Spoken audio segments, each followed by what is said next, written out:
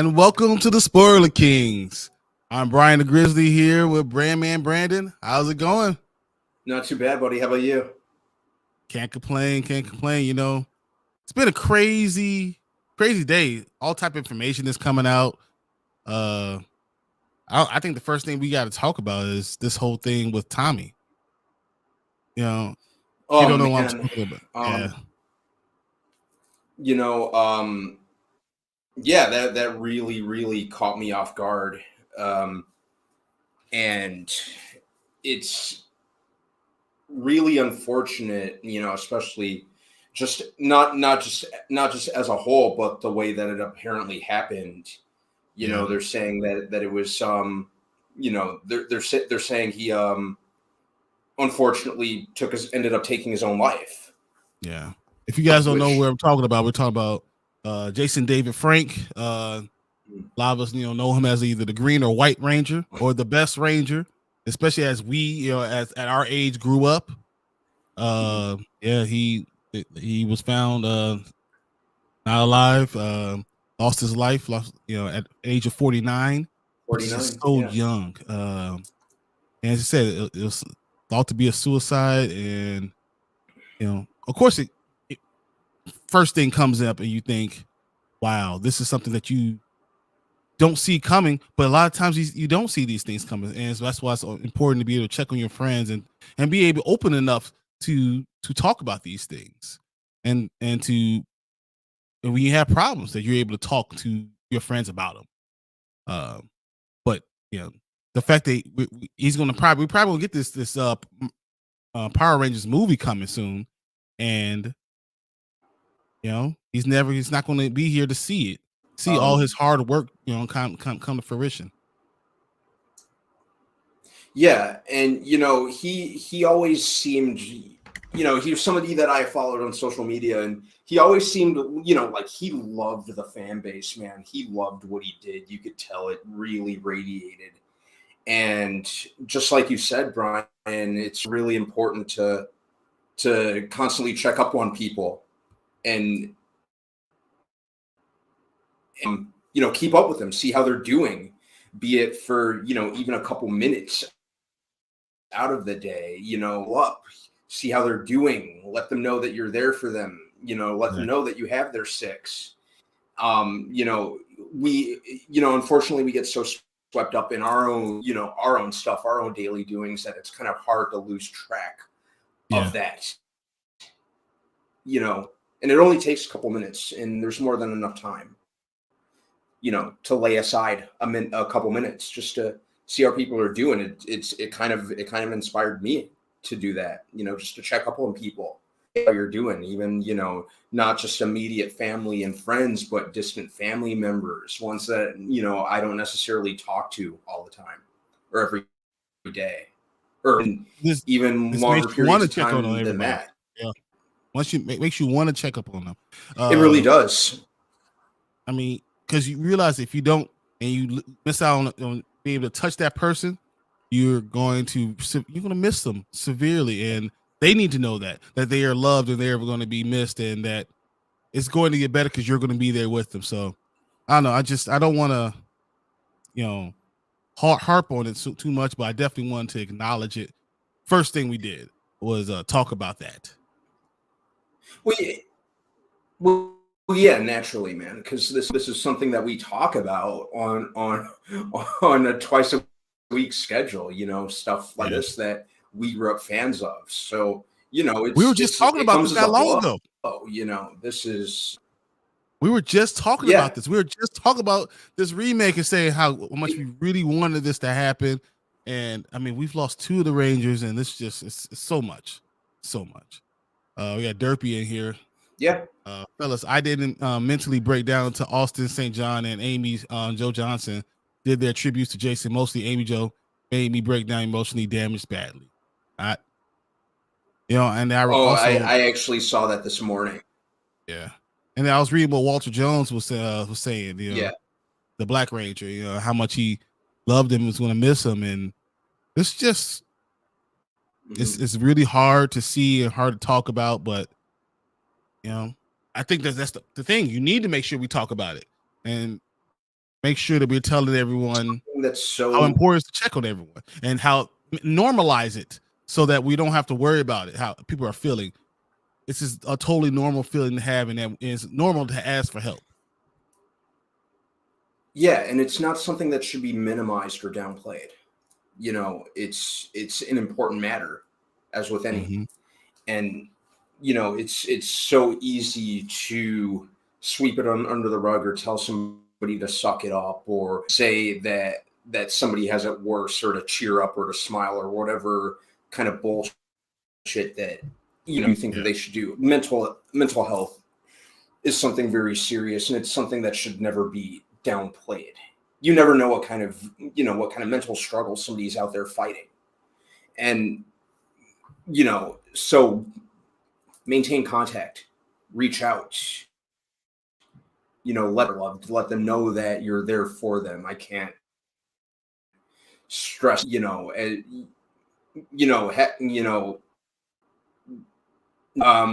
not terribly long ago, I had experienced something like that with two buddies. Well, one of which ended up dying by suicide, talking and just kind of shooting the stuff like we normally would. And you never know. Unfortunately, you just don't. So, so you don't know, but you need to check. Yeah. You need to try to be there for them. So,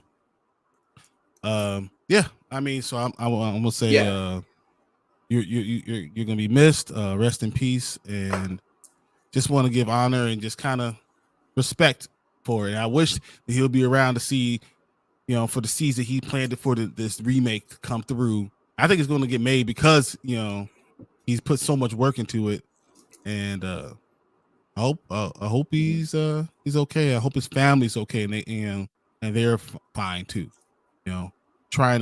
Grieving, yes, but being able to talk about their grief and get through it together. So definitely in my prayers, and that's how it goes. And then I have to remember, Derby was telling me he was supposed to meet him this December. Actually, that's what he said. Oh yeah, right. I remember I was supposed to meet him this December. Yes, I remember. This is just that's a trip. This is terrible. I don't love it. From being a ranger to being a MMA fighter. Just I don't know, not great.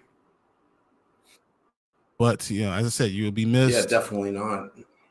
And rest in peace, Jason David Frank. I just want to start it that way, and then we can go on to our nerdy talk. But I felt like that was too important to miss out on. So we'll go to the next topic now. Yeah, I feel like we needed to start with that, right? Yeah. So here we go. All right, now we're going to the next topic. I think the first thing we're going to talk about is you were actually telling me about the Thunderbolts, some information about the Thunderbolts. So what were you saying, Brandon? Yeah. So I had come across this news earlier today. Marvel is seeking out a and I quote, a evil Superman type that they're looking at villain for the movie. Yep. Yeah. So which kind of leads me to believe that it's either got to be, just into that bank of Marvel knowledge. It has to be either has to be Sentry. I'm leaning more towards Hyperion just because they're there's been rumors of Hyperion, like popping up sometime soon. That's so true. So I'm thinking it's got to be him. It makes so my only thing with Hyperion is he's so powerful. I feel like I don't see how they will be able to deal with him. I don't.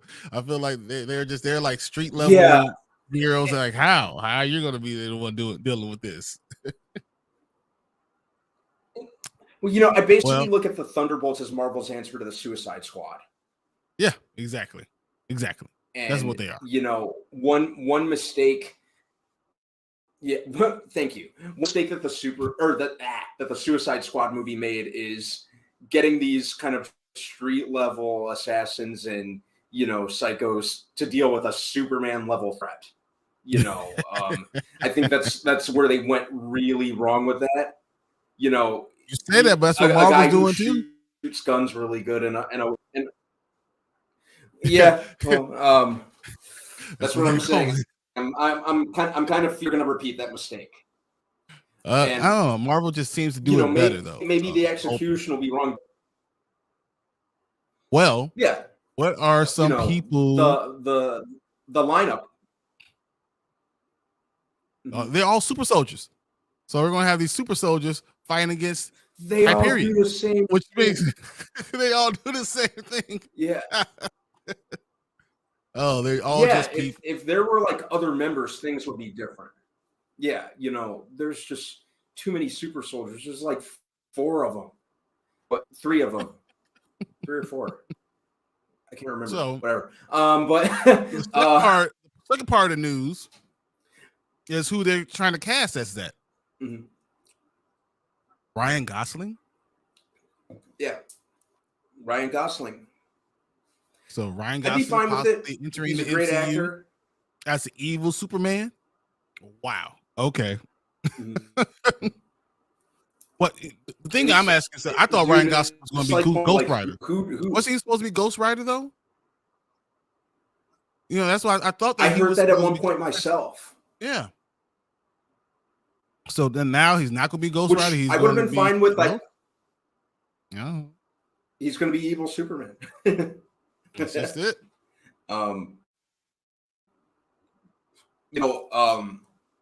I would have been fine with him as either. I would have been fine with him as Ghost Rider if it's Johnny Blaze. I'd buy him as Johnny Blaze. I'd be totally fine with that. I'd be absolutely good. I like what they're saying. I'd rather see him as Gambit or Ghost Rider. I could see him as Gambit. Mm-hmm. I didn't even think of Gambit. That's a good one. He'd actually make a really good Gambit. He's a little southern. He's debonair enough. Yeah, he's a little southern and nuance to him. So the country drawl. Yeah, that would be good. I'd buy him as Gambit if he could do a southern accent. Let him wear the as long as you make his eyes black with like the kind of fluorescent purple irises, I'm good. I'd be good with him. Remember that that failed Gambit project that they were going to do. By the way, I wouldn't have mind seeing, because I think that would have been just entered for all the wrong reasons. As much as I like Channing Tatum, that just I'll be forever disappointed that movie was not made. And I think these guys are getting older, because that sounded like it was just going to be very, very amusing. How long can we have these older guys? That's why I think we're going to get a lot of newer people. I even believe the Fantastic Four. I don't know. I think we're going to get newer people for the casting, even though we're getting plot leaks and stuff like that. That's coming out all the time. Mm-hmm. We're hearing, the Fantastic Four is supposed to be in the over there with Ant-Man. They might be introduced as an end scene in Ant-Man. Which I'd be good with. Maybe the casting has been made official right under our nose, and we have no idea. It's been known to happen. Yeah. In the context of Marvel, they're great at being secretive when they want to be. I'll say you got Namor there. You might as well have Sue Storm. So. Is that too soon? Invisible Woman, is that too soon? I don't know. If you don't know what I'm talking about, check out the comics. Check out the comics. We'll leave it at that. But yeah, as far as age goes, I kind of, Marvel shied away from casting older, like case in point, Robert Downey Jr. when they first kicked things off, which I thought was cool. I think that for Reed Richards, he should be a little more on the older side. I'd be fine with that. So who do you want? Who will be your Reed for the rest of them? My Reed Richards. Yep. What's the guy's Lucifer? What's his last name? Oh, Oh, I know what you're talking about. I gotta look it up. It's Tom something. Yeah, let me look it up too. To answer your question, Derpy is asking, wait, so is Hugh Jackman Wolverine for the MCU? He's going to be Wolverine for Deadpool 3. From what he'll be a variant. Everyone knows that. Tom Ellis. I think Tom Ellis. Yeah, Tom Ellis. Tom Ellis. That's him. Yeah. Derpy. He's going to be Wolverine for Deadpool 3. They said they're going to leave Logan alone. So it could be a variant, it's probably going to be a variant, just like Brian said. It's going to be a variant. Tom Ellis, yes. Thank you, Brian. Thank you, Derpy. He's going to go throughout the MCU. That's what's going to happen. They're going to go through all throughout the MCU, and that's what's going to happen. Exactly. But Deadpool kills the Fox universe. But yeah, who I would have cast for Reed if he were like 15 years younger, though he's way too old now. Who? Billy Crudup. I think he would have been perfect. I still think it's gonna be John Krasinski. You know what I'm talking about, right? Yep. John Krasinski. I'd still roll with it. But yeah, like 15 years. Like Billy Crudup was always my like fan cast as Reed Richards ever since he is ever since watching way too old. He's way too old though. Oh, that's emphasis on 15. Yeah, the emphasis on 20. No, you had to be in the Fox universe, Reed Richards. Yeah. But he's such a great actor, and he always had like the look I'd associate with the voice, and I could buy him as the smartest person in the room. So but yeah, let's just say if, like I said, if you were 15 years younger, easily. So, but I think that's what we're going to see in the Ant-Man Quantumania. At the end, I can see an end credit of Reed Richards. Like we've heard this casting stuff. I think that's what we're going to get. I think we're going to get Reed Richards as we'll finally see who Reed Richards, and then we're going to see all the Fantastic Four casting. They already know who it is, but they're going to drop it in Ant-Man Quantumania. And the Fantastic Four will be in the quantum realm. That way they don't have to be, they don't have to talk about where they are. They don't have an origin story. They're like, hey, we've been stuck in this quantum realm all this time. That's what I think we're going to get. It makes sense. Mm-hmm. It makes sense. Just saying. It's probably the best way. Yeah. So if they do that, do you think Doom is also in that? Or do you think Doom is going to be in the next whatever Marvel movie is after that? Quantumania? Yes. I'm hoping it's the next wave. I don't want to see him right away. Okay. I don't even want him in the first Fantastic Four movie. I'd like to see him. I'd like to see them go up against like Puppet Master. You're about to get him in Black Panther. Remember that? Yeah. He was going to be in Black Panther. Yeah. They just saw his bad taste. True. Yeah, because it was very, they were more focused on the topic at hand, which I understood. I really hope that a more background figure until later down the line. I'd like for him to be kind of like more of a background threat, at least for, like the bulk of Phase 5. Well, he will be because Kang is going to be the main one in a lot of this stuff. But as the Derpy says, hear me out. This is what I'm going to say. Imagine that Namor, because I'll tell you, Namor and Doom are partners in a lot of comics. Or how about this? What's her name? Wanda Maximoff doesn't remember who she is, goes to some country, whatever, and the country is Latvia, and she falls in love with Doom, and they don't know who she is, and she doesn't know who he is, whatever. They fall in love and get married, just like it did as a variant in one of those other comics. So we might have him from I guess with Namor. We might have him with Wanda. We could have him in a lot of different ways before he gets introduced to Fantastic Four, because they're not doing an origins thing. So he could be in a lot of different places. Oh, and Andy came up with a really good one too. Sure. There's an opportunity to introduce Sue Storm in Deadpool 3 without even seeing her. Just like they did Brad Pitt in Deadpool 2. Deadpool 2. That scene will always be hilarious to me. All That right, scene Derby will says always be hilarious to me. Joseph Gordon-Levitt, maybe. I can't see him as I'd be good Reed with Richards. that. I can't see him as Reed Richards. I love Joseph Gordon-Levitt. I love him. But I just don't see him as Reed Richards because he's He was so almost small. Ant-Man at one point. He would have been a great Ant-Man. Because he's just so small. He's a great actor. He's strong enough character. I just don't know if I could see him for Reed Richards. Here's my other question. We have Adam Warlock that's going to be in the MCU, right? Oh, this might be a good one too. Yeah. It says what about for Human Torch?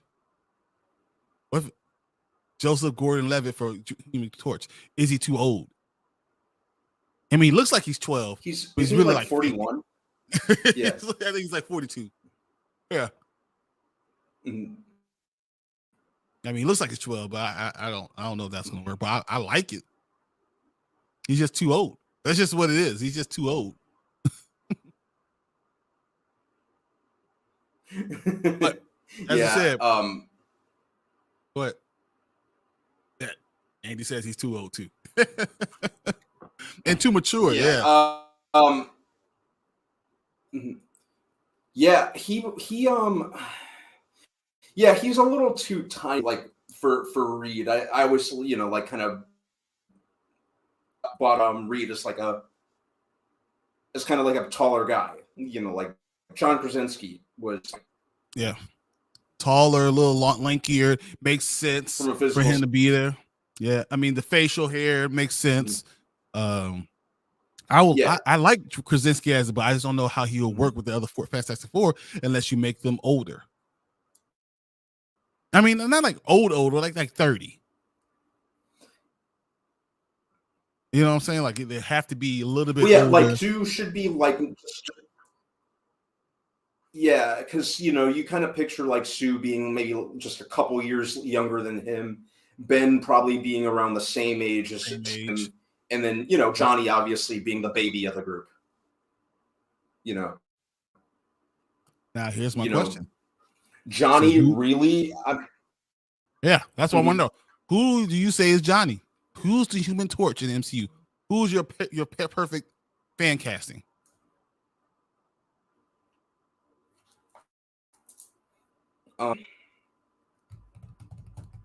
Johnny Storm.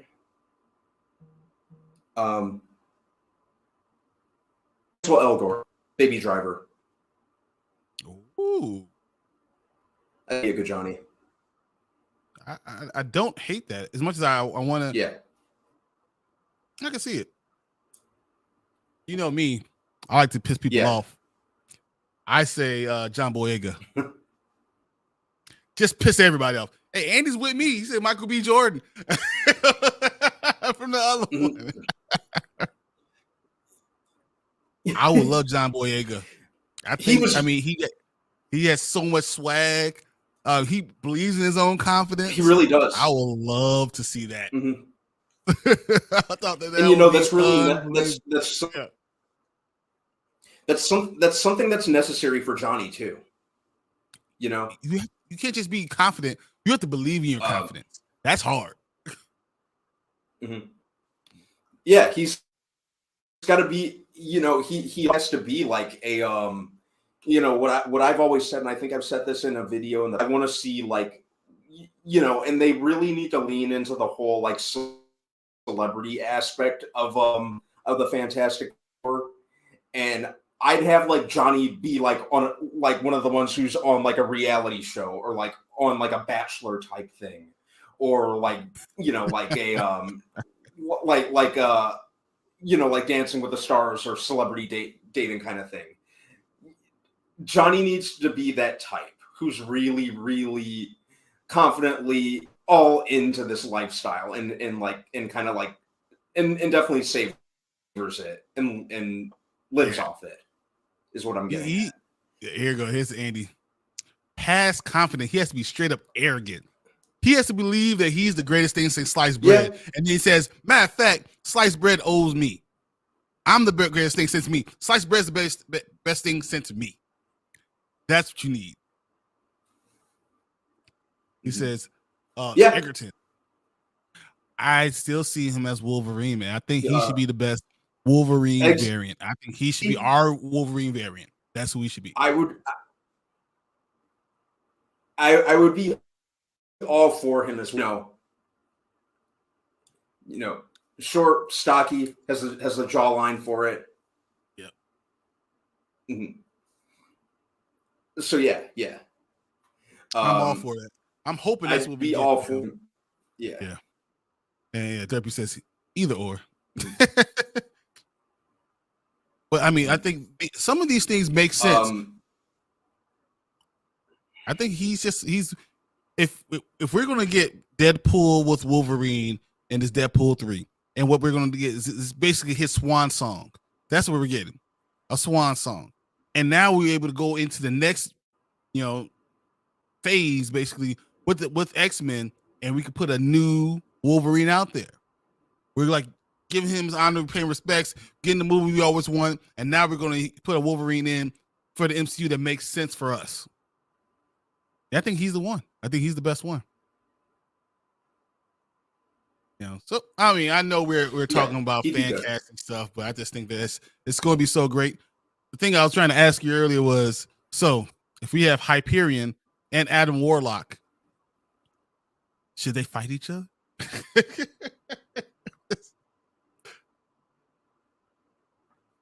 I'm just saying. I'd like to see.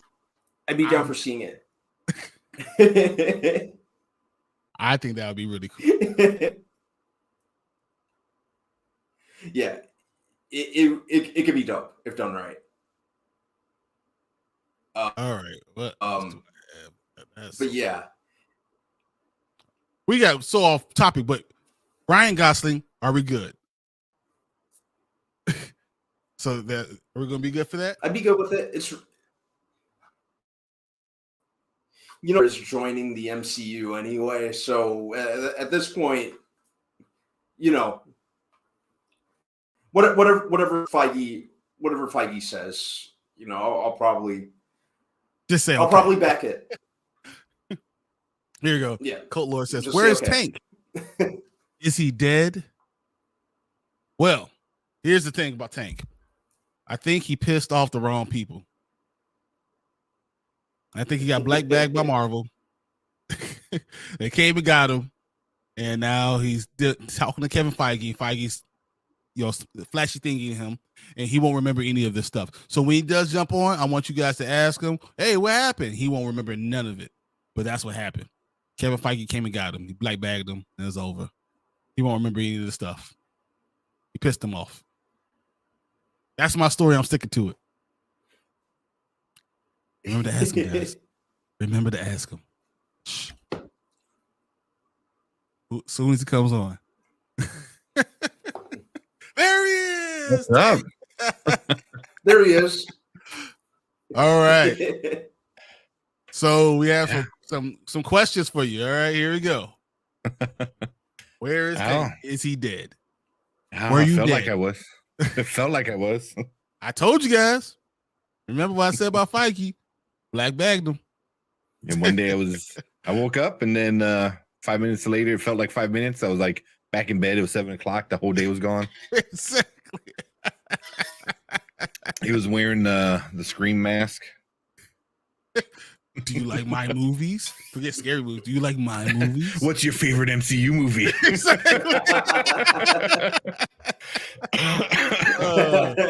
Tank is not dead, guys. He's back. He's here. All right, here's Derpy who says, honestly, I'd rather see Keke Palmer as Storm than Rogue. I'm sorry. I like Rogue, but maybe Alexandra Daddario. I don't know. What are you sorry about?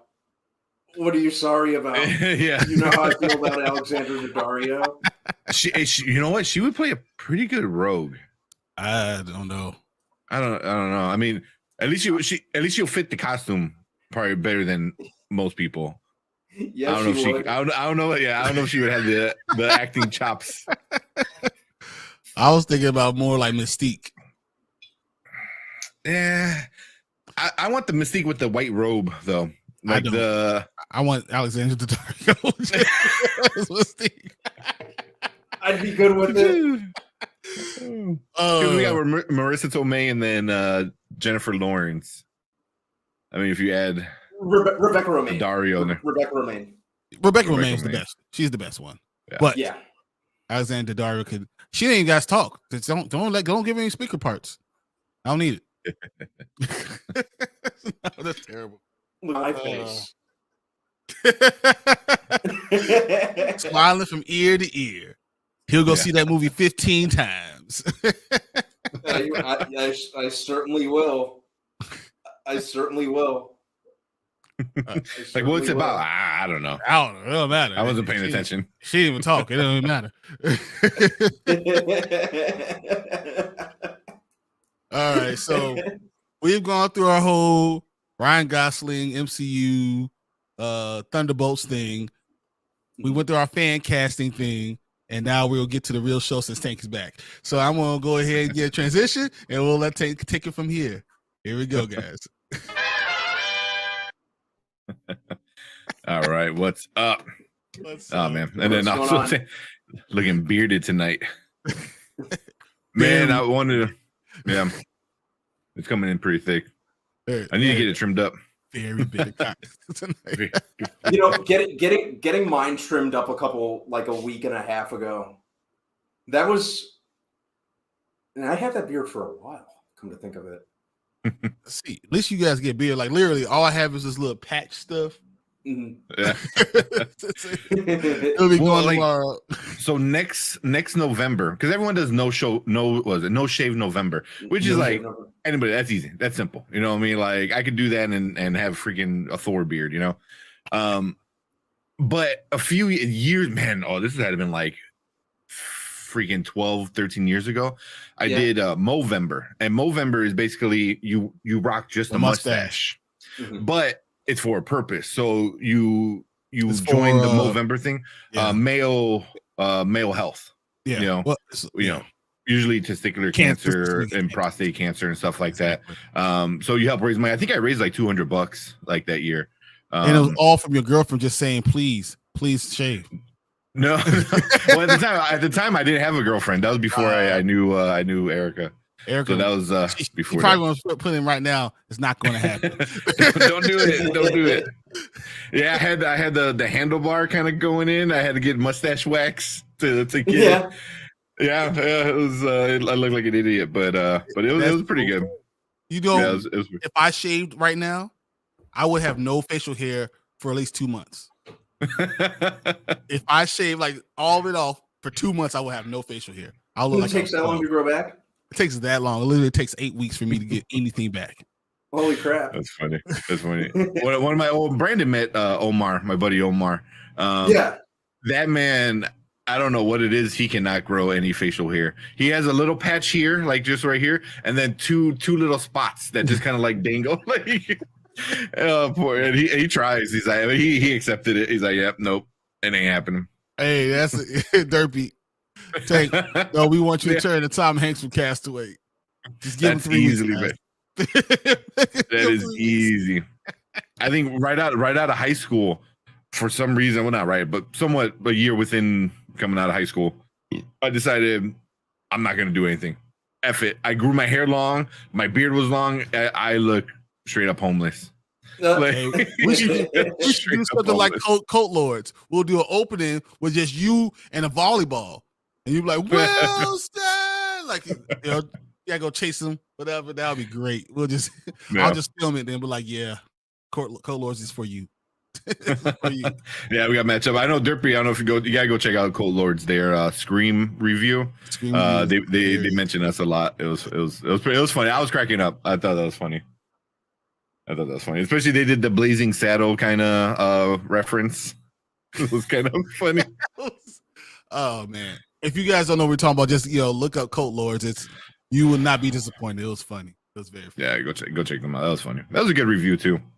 So But yeah, so that being we said, we think, did you lie to us? Are you German? Are you German? Well, I'm pretty sure Kramer is German, a German name. So yeah, so I know I watch all the time. Yeah. Oh, dude. Yeah. Check that one out, man. Yeah, they mentioned us. Yeah, we got to do some. Cheers. What's up? What's up, man? How's it going? That's awesome. What's going on, buddy? Yeah. Right. So I know you guys did Ryan Gosling, Hyperion, Century kind of thing. Did you guys do anything else? We talked about what's his name? I think Frank, whatever. Oh, the Green Ranger. Yeah, the Green Ranger. So we talked about that. Okay. That was the first thing, and we went over that, and just wanted to say, talk to your friends. You never know. Yeah. Reach out as often as you're able to. Just lay aside time. It was sad, man. Jason David Frank is like my perfect, perfect Ranger. I always loved it. So who didn't want to be Tommy? Yeah. Yeah. I mean, he's so badass that in one of the last kind of what is it? Seasons or whatever they're doing now, they made him a special freaking morpher, like some super morpher that allowed him to morph into each of his Ranger forms. So I saw it was so cool. He came up with the Black Ranger once. He was saying he was the green. He's the was it the Red Ranger, the White Ranger? He was all over. It was so cool. But he was able to bounce and like from one to the other. Like he just pulled out the morpher and like the coin changed and like he went from like the Dino Thunder to like the White Ranger, the Green Ranger, and I'm like, oh, that's so cool. It's like that's how badass he was. Like he had his own thing, and I was really upset because like I don't know if you guys ever watched Bat in the Sun. That's like a little indie movie that he did. Superpower Beatdown. Yeah, it's amazing. Yeah, the Superpower Beatdown.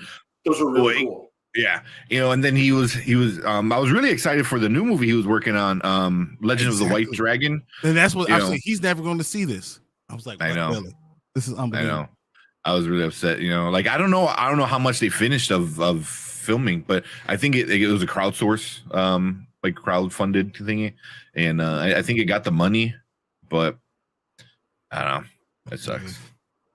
There's Patrick voice. Yeah, I love that. And then he said, Garrus was like, I saw you guys the last few live streams, but I didn't join y'all because we're talking Star Wars and stuff. I haven't been keeping up with any Star Wars lately. I understand. We've been watching it, but we haven't been keeping up with any Star Wars either. Because it's not Star Wars. No, I'm just kidding. I'm not going there.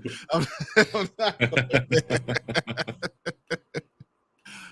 there. Yeah. Forever Red after the stream in honor of him. Was he in Forever Red?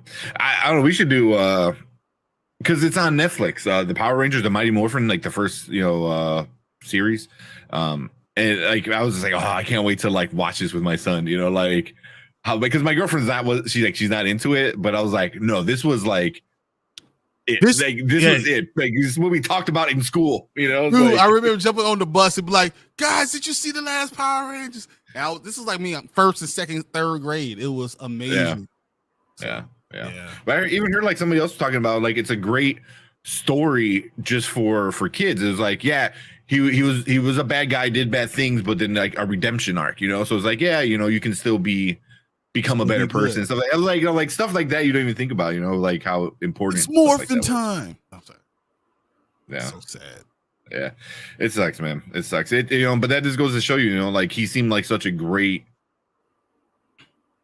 happy kind of person. I know he was going through like a divorce and stuff like that. And dealing with his daughter and just it's so much going on and it's just I don't know. Yeah. It's not great. It does suck. But you gotta do that for your friends. That's why I say reach out to your friends, talk to them. We should normalize this. Yeah, that's what I was just talking about that yesterday. Yesterday morning. I'm trying to get into that habit and that repetition of doing just what Brian just said. Yeah. Just lay aside the time. Yeah. So I know it's weird, but I gotta bring this thing. I remember getting pissed off at the OJ trial because it got in the way of Power Rangers. That's right. I really do. I was upset. I was like, dude, I don't care about this Bronco. Show me what's going on with Tommy and Jason. That's what I want to know. Yeah. 100% same. Yeah. So I was so hyped when I was thinking that it was a series, and he said, I would too. Oh, yeah. When he was talking about the Lord Draken movie series. Yeah. Oh, and I just loved how he took it. Like a character that only showed up in comics, and so unless you're a comic reader, you didn't know who Lord Draken was. And he did a promo for it, like dressed up in. It was only like a couple of minutes, but that's what we should be watching. It was epic. You want to watch it real quick? Yes, that's the first trailer I want to watch, guys. That's what I want right here. I think we've done it before. I know, but this is important. It's yeah. I know we have watched it before. It might be on Did We Just Become Best Friends? But I know we watched this. Maybe. Yeah. Because I think you didn't know about it, right? Nope. And that's why I was like, this is amazing. Yeah. Yeah. Have you seen this one, Brandon? No. I'm going to bring out the Lord, like him as Lord Draken. No, I didn't see that one. Lord Draken.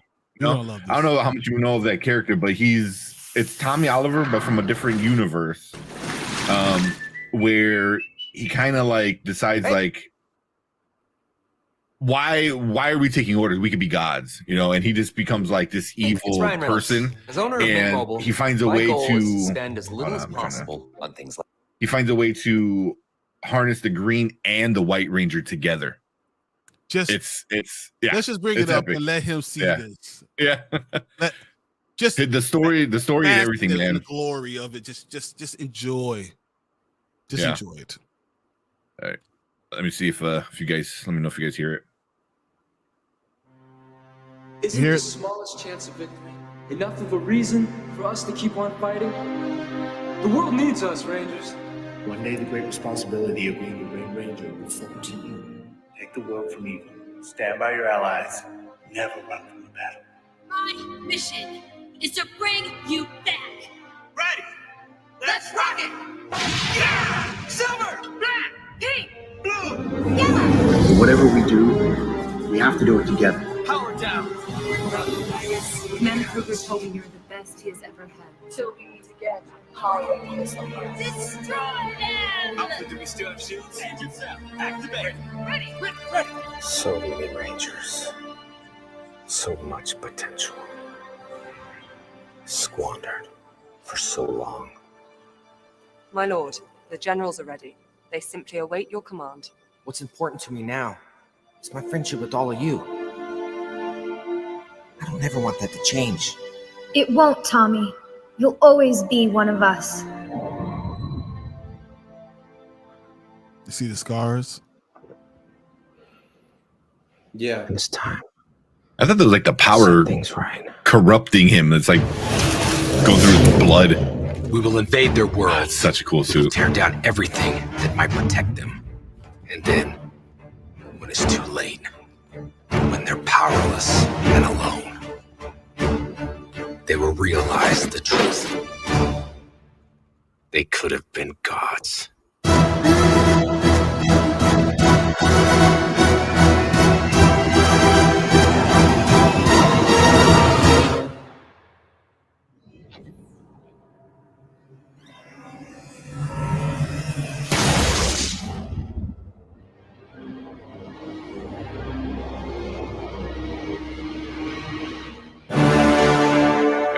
So that's just a comic book trailer. That's just a trailer for the freaking comic book. And I highly suggest, like, if you're a Power Ranger fan, check out Shattered Grid. Especially the one like with Draken. So hopefully it wasn't too choppy. I don't know. So I love it. I almost want to watch it again. Yeah. Yeah. But he's a badass character, man, and he just goes to universe and and just like kills Rangers and takes their powers. It's such a cool character, and obviously he's basically JDF. Kane the Conqueror. yeah, for Rangers. He's basically Kane the Conqueror for Rangers. That's what he is. It's amazing. Yeah, you know, and yeah, he was super cool. It was super cool. You know, but then obviously he goes yeah. Yeah, he just seemed like the coolest guy. Yeah. You know. Yeah. Yeah, it was just evil dictator. Yeah. So I highly recommend going to read that, especially if you're a Power Ranger fan. I think especially right now, you know, it's one of Tommy Oliver's cool story. You might not find it, honestly. Yeah. Yeah, the internet went crazy because they thought it was going to be a series or something like that, but it was just for the comic book. So but by then I think Drake so good. You know how much money they would have made? 100%. Just off of me.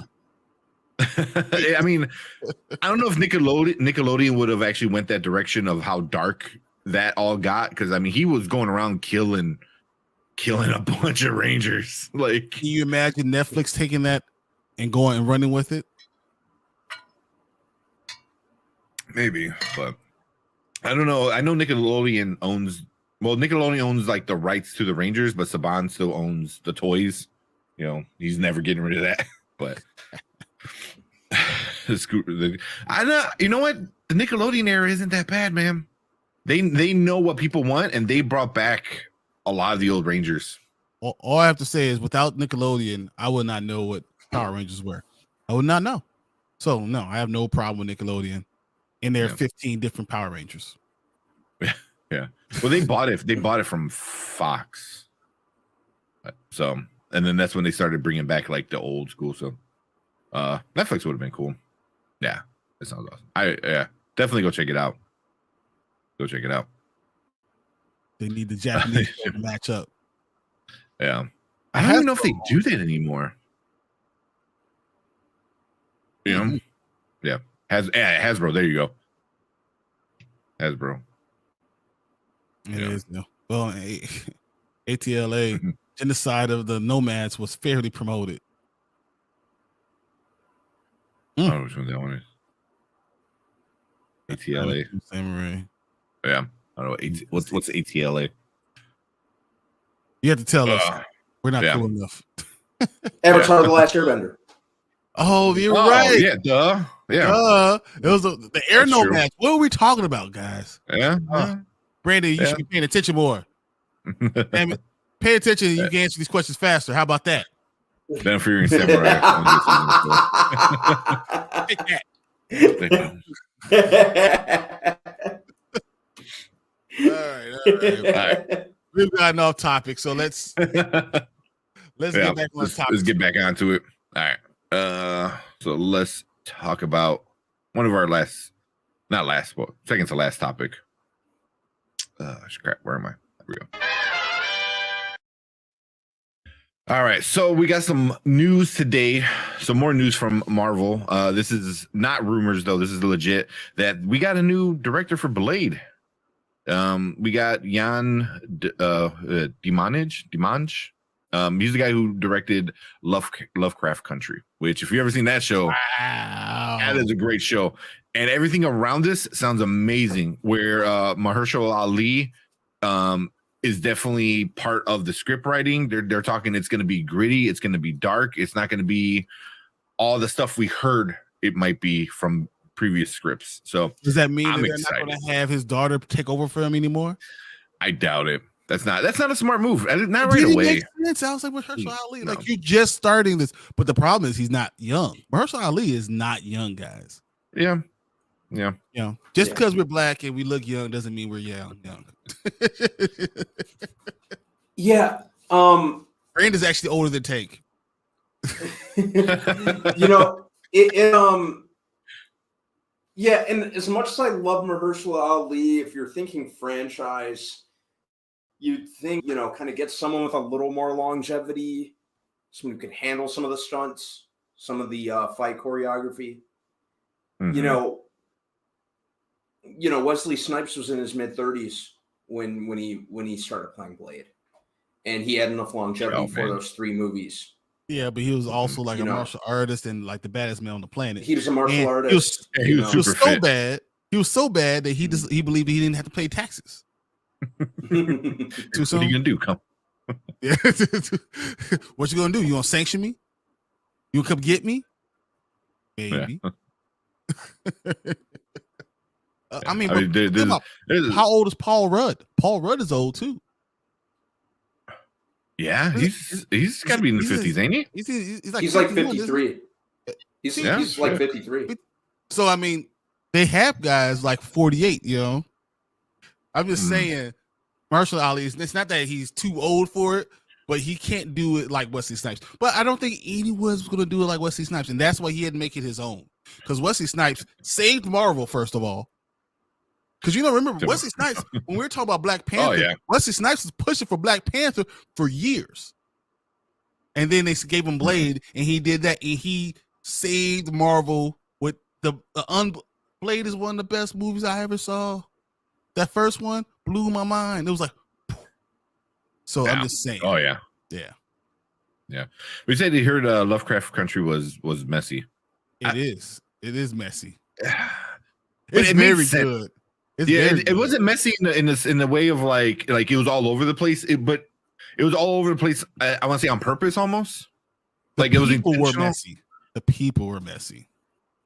Yeah, I can see that. It was good. It was definitely worth watching. It was like 8 episodes or something like that. Like something like that. Maybe 10 episodes. It's fairly short. You know, it was an HBO thing. So yeah, you could definitely crank it out in one weekend. Yeah, it's worth it though. It's really good. Jonathan Majors was in it. You know. Jonathan Majors was in everything. So I mean, people don't even know how good he is. He was in every trailer when we went to go see Black Panther. He was. He's in every trailer. It was different movies, different genres. It was just starring Jonathan Majors also. Yeah. Hey. But that's a whole nother. We're wrong for that tax joke. Is it too soon? I don't know. It's been what? Asking for a friend. 25 years at this point. 20 years, something like that. But I'm excited, man. I think Mahershala Ali was upset with the way the previous direction was going and stuff like that. Mm-hmm. So I'm excited. And then now you can tie in, like he was saying, like Andy was saying with the Blade Trinity. It's like is one of the worst movies of all time. But can you bring in Ryan Reynolds and say he was just basically Deadpool? Because he was basically Deadpool in that movie. He was Deadpool without a mask. That's what he was. I think he had a sword too, didn't he? I could be wrong. I could be mixing Ryan Reynolds all up. I think he did. I don't know. When he was fighting, it was. I just feel like he was. Go back and watch that movie, and you're like, "Oh, that's Deadpool. That's Deadpool with Blade." Like it was like pretty much. So, yeah. So I wonder if they could do something like that. But I'm excited about it. I think that's a good director. It seems like somebody that Kevin Feige would want to bring on. You're good, but you're young, but you're not good enough where I can't tell you what to do. You know what I mean? So yeah, and all things considered, Mahershala Ali, regardless of his age, he's that line from Blade Trinity. Yeah. God, I couldn't stand Ryan Reynolds in that movie. He was insane. God, I hate that movie so much. But I've had a lot of Ryan Reynolds fatigue, honestly, but I wouldn't mind a cameo.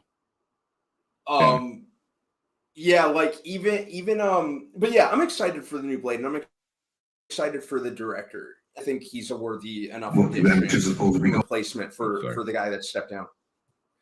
Yeah.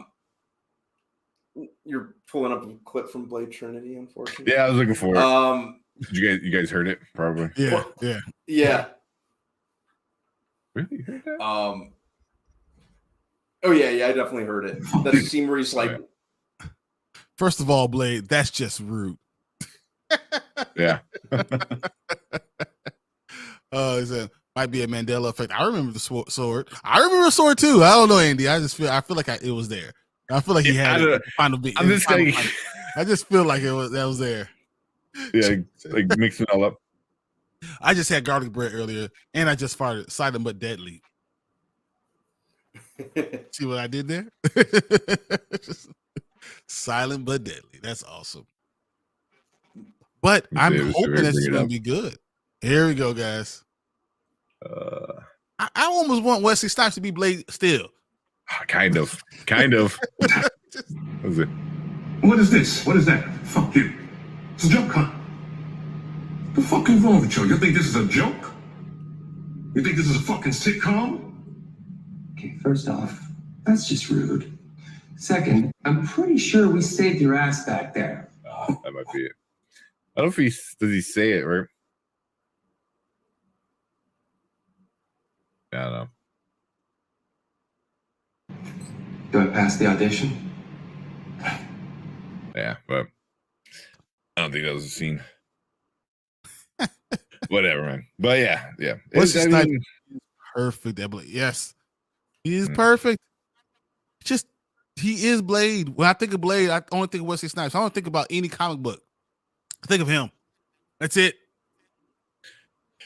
I mean, that's what happens when you fight hard to get your dream, what you have in your head on screen. And I'm hoping Mahershala Ali is doing the same. Like he going through all this. He's finally got a director I think he likes. The guy, there's a new writer writing a new script.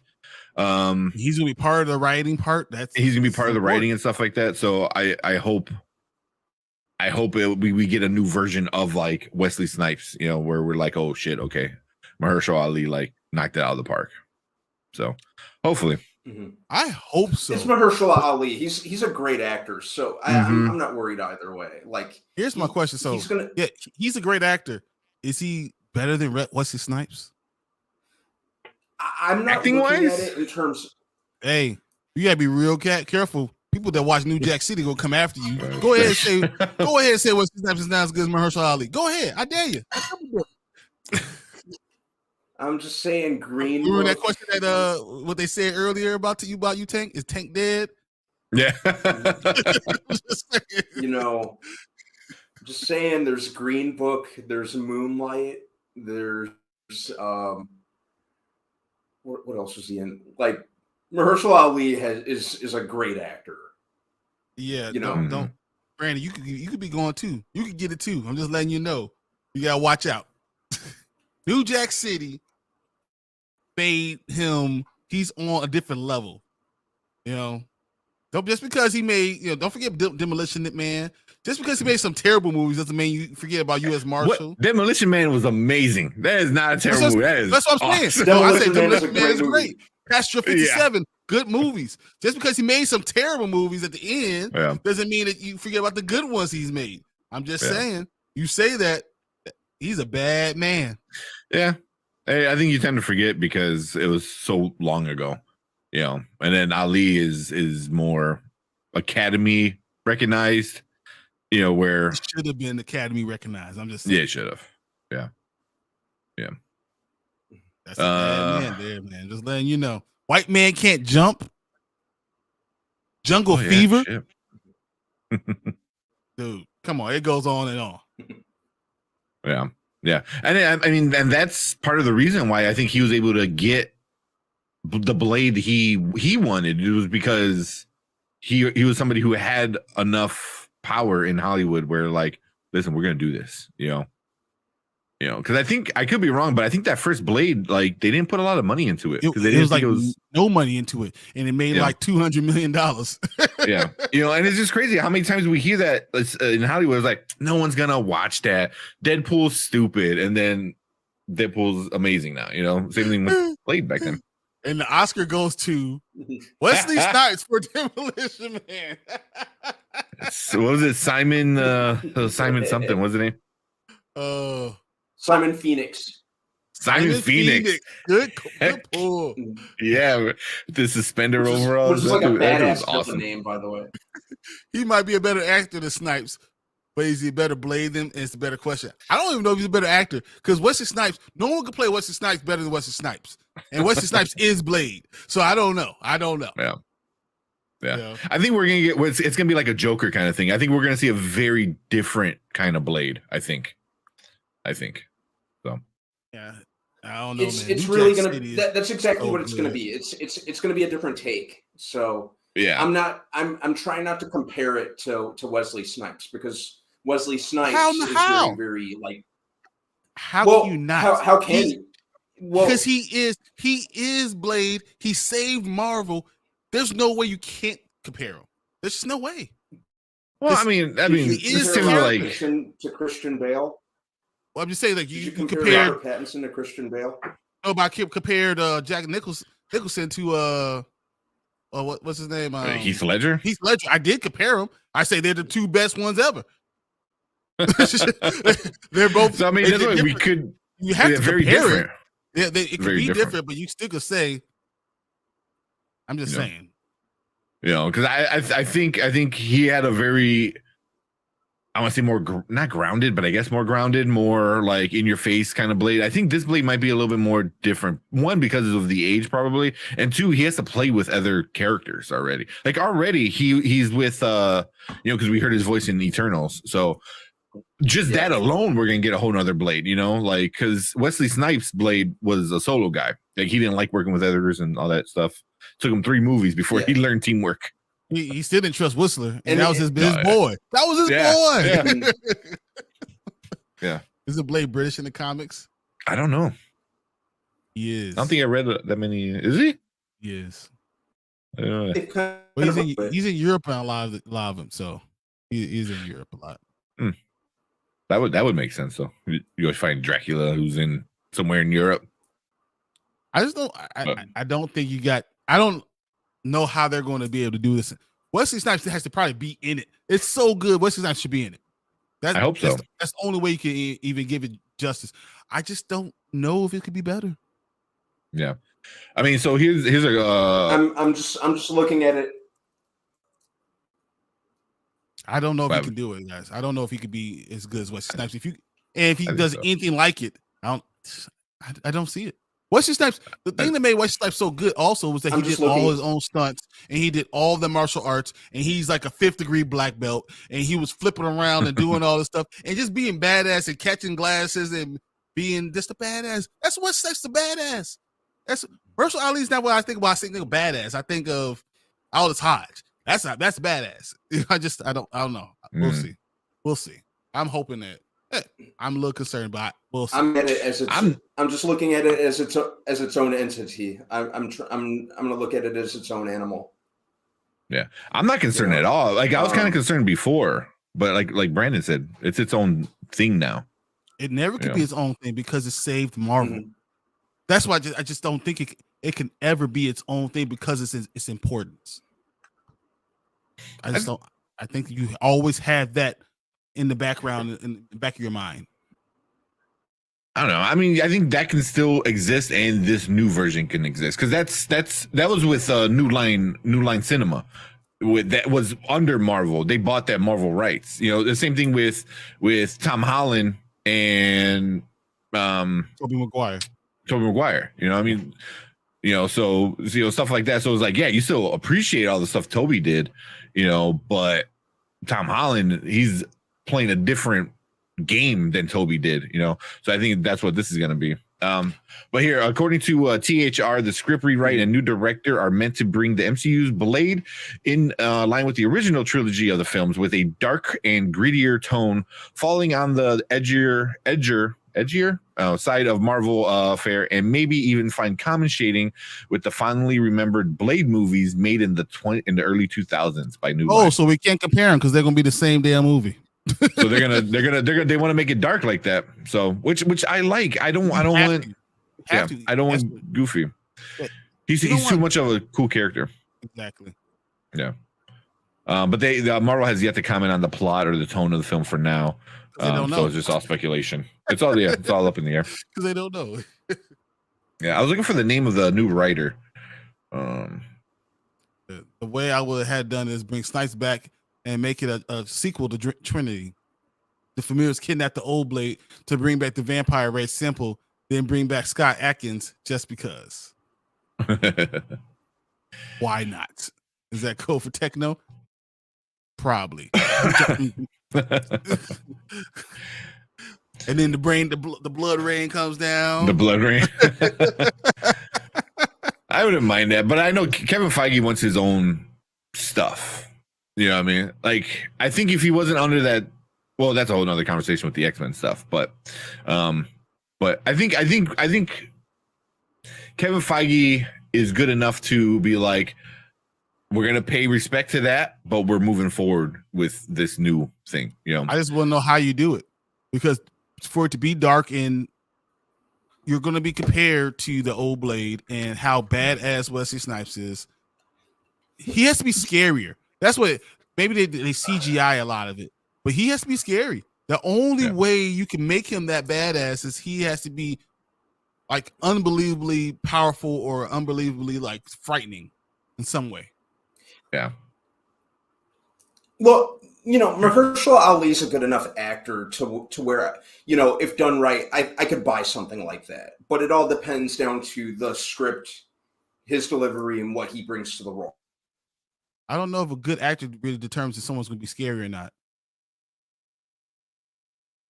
I don't see why not. You could be a great actor and just not be, just not a scary person. Daniel Radcliffe is a great actor. In no way will I ever see Daniel Radcliffe as being scary. I think I mean, Mahershala. I know. Sorry, Brandon, you're breaking up. Mahershala Ali in Luke Cage. He was a badass. He wasn't physically scary without being badass. Yeah, he was a badass without having to be badass. I mean, and he was next to what's his name, who is not a small man. And they made him look bigger because he was Luke Cage. Yeah. So I think he has a way that he can. Taskmaster was still better. Taskmaster was still better, and he was scarier. So I don't know. Taskmaster? We'll see. Yeah. Taskmaster? This Taskmaster? Yeah. Yeah. All right, we'll see. Oh my goodness. All right. But let me see. I just had his name pulled up. Starberry, I think his name was. Is writing it. I mean, if it's written well, I think we'll be okay. I think it just needs to be written well. Michael Starberry to write the script. So, yeah. I mean, if everyone's on the same page, that's the most important part. Yeah. But does that have to be scary? Just intimidating, like Bushmaster. That's what I meant. Bushmaster. Okay, there you go. That dude was intimidating as hell. Yeah. But he was also once again badass. he once again was really good at karate. He was doing all his own stunts. He was like more Wesley Snipes. just saying. Yeah, but we'll see. I mean, we can get some cool supernatural power Blade stuff that we really didn't get in the original one. Like he smelled blood and was super strong and stuff like that. But I wonder if we can go like super fast, super speed, and get some other cool stuff. Maybe. But this kind of leads into our last topic I want to bring up. So this kind of brings in, all this happened today. We get a new director, new writer. Mahershala Ali's happy. Did Kevin Feige do this, or did something else happen? So let's bring up our other topic, and then we'll kind of talk about that a little bit. I don't know why I'm like so off right now. All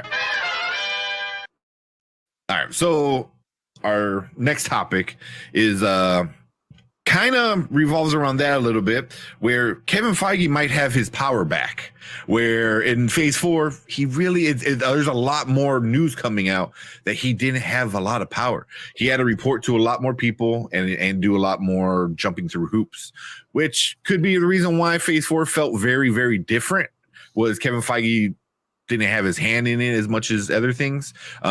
So this news about Blade and all that coming out today, it was very interesting. They also came right after the CEO change. Huh? Yeah. So yesterday we got Bob Iger came back, the king himself, the Disney crown prince and all that good stuff. Came back. They put him in. They kicked out Bob Chapek, or I think people were calling him Bob Paycheck. Yeah, it was bad. But that blew my mind, because I was legit just sitting on the couch, just going through stuff, and then I saw him like, wait, what? And I'm like, this got to be a joke, because it was on Twitter, and Twitter was just bonkers this weekend with all the fake stuff. Sure enough, it went on, and it was like legit. And I'm like, what? So Bob Iger is back. Bob Chapek is gone. you know, and he just signed a 3-year deal, which is insane. So they Disney just doesn't resigned care. him. Disney only cares about this. Is like, I'll give you whatever. We'll get rid of you. We want. I know this is bad. They brought him back to make Disney great again. Yeah, I mean, pretty much. There, you know, like that's. I know some. You know, that's not what I want to say, yeah, but but it's really interesting. So it happened on a Sunday night, which leads to a lot of speculation with other people, and they bring in the previous guy who kind of retired from it, who legit made Disney amazing. You know, he brought in great IPs and did great things at the parks. So here, real quick, there's two kind of camps that people are saying, and then I'll let you guys kind of figure it out, like what you guys think. But there's one group of people that are saying that the board of directors was just fed up. That once Bob Chapek last week said, he just went on like, he goes, we're firing people. We're going to go on a hiring freeze. We're cutting back on marketing. We're cutting back on content, like just cutting back everywhere, you know. Supposedly one of the rumors is the board of directors didn't like that. Like, you make us look weak, you know. It's like, you do that for like Target. You don't do that for Disney, you know. It's like you do that for DC. You gotta do that for Disney. Exactly. You know, so I guess the board of directors were really upset about that, you know, like really upset. So that's one reason. Then another reason is, which is I'm more inclined of, and I heard it from multiple people on Twitter, so take that for whatever it is. But supposedly the studio heads, so Pixar, you know, Disney live action, Kevin Feige, you know, Lucasfilm and stuff like that, some of the studio heads went to certain board directors and told them how upset they are, you know, that they can't get anything done because of Chapek. Him adding, I don't know how you guys feel about middle management. I know, Brian, you're you know, a business owner, but middle management, middle management causes more issues because they're there to pinch pennies. You give someone the power to make the decision and let them make decisions. Yeah. So, and that's what he kind of did. That was the first thing he did, was just throw in a bunch of layers of middle management, you know, for everybody. So, and obviously somebody who like Kevin Feige, you know, was very upset about it and stuff like that. But you kind of see that what they did, Turning Red, that amazing movie that didn't go out on theaters, went straight to streaming. That was a Chapek and other people decision. So it was cheaper. They didn't have to marketing. Marketing in it, exactly. You know. So same thing with Encanto. You know, I think Encanto had a theater release, but then it was like a 2-week release or something. But they again, no marketing. Encanto was out for forever. No, I think it was out for like 2 weeks before they put it on Disney Plus. I don't think it was out for in theaters exclusively. Yeah, but it's because of the whole thing. Well, the pandemic. But that's But that was right when theaters were opening. I think if you left it in, yeah. You know, but they didn't market it at all, you know, either. You know, like it did well once it was on Disney Plus because of word of mouth and people. It's free. Well, not free. It's part of the subscription service. I knew about Encanto super. Yeah. Oh, yeah. But so those are the kind of the rumors going around. But it being on a Sunday night pretty much means it was a secret meeting, you know. And Bob Chapek legit got fired on his day off. So. There's a lot of Bobs I'm hearing. Yeah, exactly. They Friday him. Yeah. So you got Friday. Yeah. Yeah, the studio cutting back and stuff like that. I don't think, especially cutting back on marketing and content, you know, and he was going to make more committees to control where the money gets spent. So more middle management with this, what he was saying, you know, it was like, you're going to spend money. You're going to spend money with people to go make sure cut more money. Like that makes no sense at all. Yeah. But that's what business people do, is like, here's money, go make sure no one else spends money, you know, but that's how this shit works. And it's super annoying. But so I'll let you guys kind of talk. Those are kind of the things I've been hearing. What do you guys think? What, Brandon? Go for it. You know, it was really kind of you know, I had kind of skimmed the story earlier today, and I was like, really like, huh? And like, what's really going on? It just seemed really, really like it was a total oddity. You know, I just didn't. What I was like, what, how, why? One of those kind of things. it just really caught me off guard, you know. And so, when I heard it, right, and then like the next minute, I got an email saying my Disney Plus is going from $7.99 to $10.99. To $10.99. You know what I said? I was like, eh. So think about it. If there's $3 for everybody who has Disney Plus, that's all that money they were missing out on, and they're going to use the money. They're not going to cut staff. They're Disney. That's like Walmart saying we're going to close stores. You're Walmart. That's like, you know, Amazon saying we're not selling anymore. We're not going to keep on doing innovative things. You're Amazon. This is what you do. Mm-hmm. I think they're getting away from who they are and who they're supposed to be. Yeah, and that was, and no one in the board of directors said, this guy's not one of us. He doesn't know who we are. We need to get this dude out. Yeah, which is super upsetting. I mean, for me is like, I knew shit hit the fan when as soon as Chapek came in, he added all those middle management things, and then the Scarlett Johansson thing happened like kind of really quick. Yep.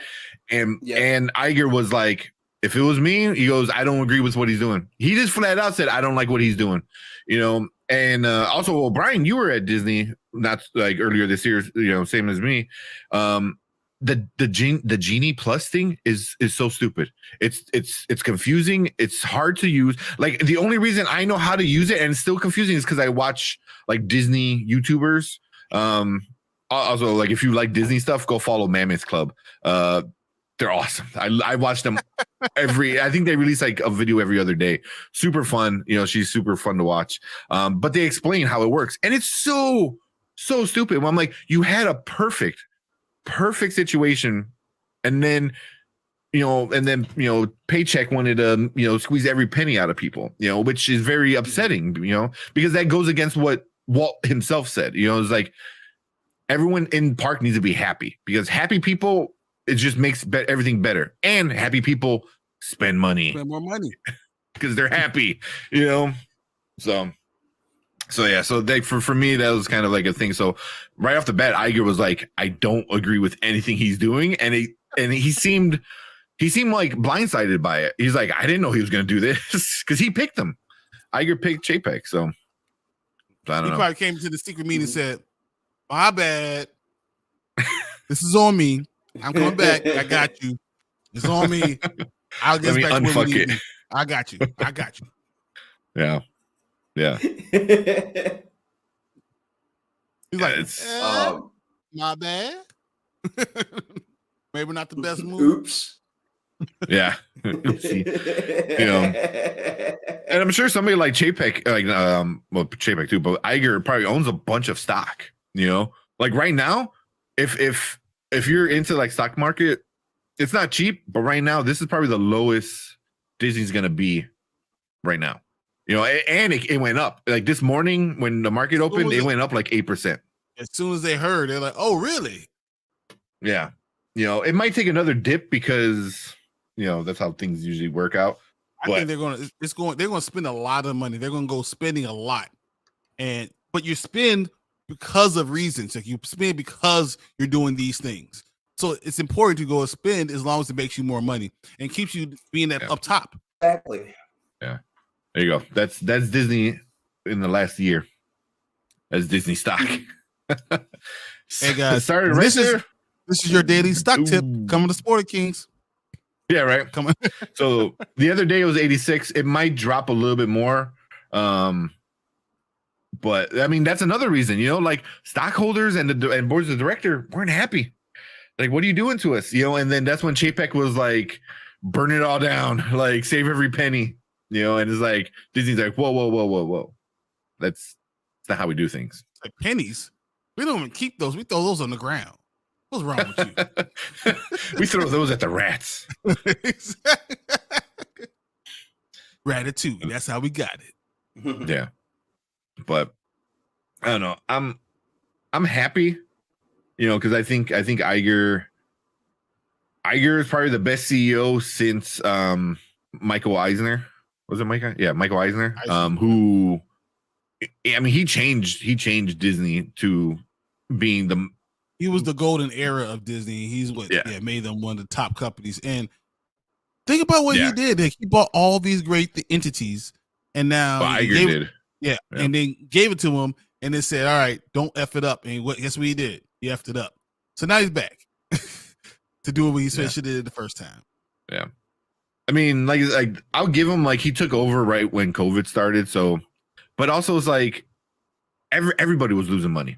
Every company was losing money, and I feel like I know it sucks. You don't want to lose money and stuff like that, but also it's like, just hold tight. Don't do anything stupid. Don't do anything major, and then ride the wave. You're Disney. You can ride the wave, and then you're coming back. I think the number one thing is people who are not millionaires and billionaires don't want to hear billionaires be upset about losing a few percentage of money. Be upset. They don't want to hear about that losing. Like, you're losing money, more money. I'll never see that type of money. They don't want to hear that, and that's going to ruin your stock. That's going to ruin your consumer confidence. So you don't do that. You don't play poor because you lost a couple of percentage.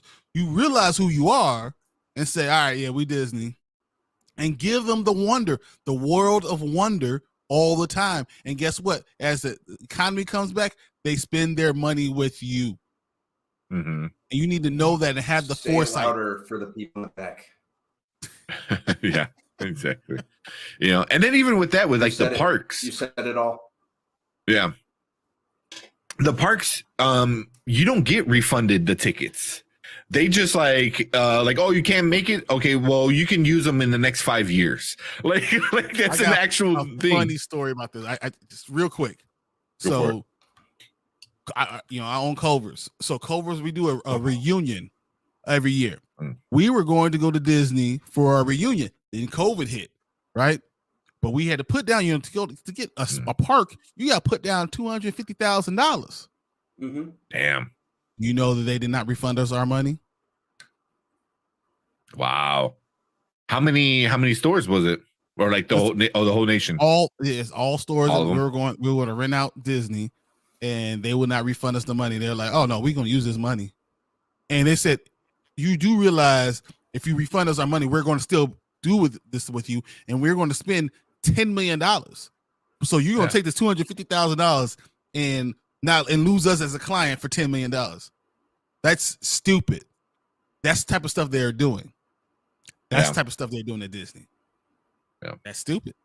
And they lost out a lot of money. That's insane. I didn't know that. That's crazy. That's an insider right there. It's insider news. But I mean, like you said, that was Chapek, man. Bob Paycheck. That's all he cared about was money. Like money. I'm surprised they didn't honor him. I'm surprised they're like, hey, maybe can we replan this within the next 5 years? That's all they should have said. It's like, hey, we'll do this. We'll redo it. No, they're like, well, you can't make it. Pandemic's pandemic. Don't worry about that. Yeah. Hey, lost us. We're going to Universal Studios. And they're getting that Mario Land pretty soon. Nintendo Land. There you go. Yeah, F Disney. Exactly. Don't know what people. Disney World is fun, man. I'm not gonna lie, kids. I'm not gonna. That's an experience that you can't. Gonna lie. You can't talk about. Like going to Disney World. If you have kids, is like almost obligatory. If you have the means, you have to do it at least once. Yeah. I went my first time ever ever. I was already an adult. My girlfriend took me when we first kind of started dating, and that was amazing. That was during the Iger era, and then we went again this last time during it was post pandemic, but it was the Chapek era. With Genie Plus and stuff like that, and it was a very different experience. Like I felt the parks had issues where before they knew how to make the parks flow so no one was stuck in one area for too long. Now it was just like give us money and you can reserve a ride in 3 hours. Exactly. You know, and it sucked. It sucked. Still a fun experience. I had a lot of fun, but very different from the first time I went. But word. I need to go. I need to go back. It's fun, man. Go back. It's fun. I go every year. I go every year. Yeah. They literally get $10,000 from me every year.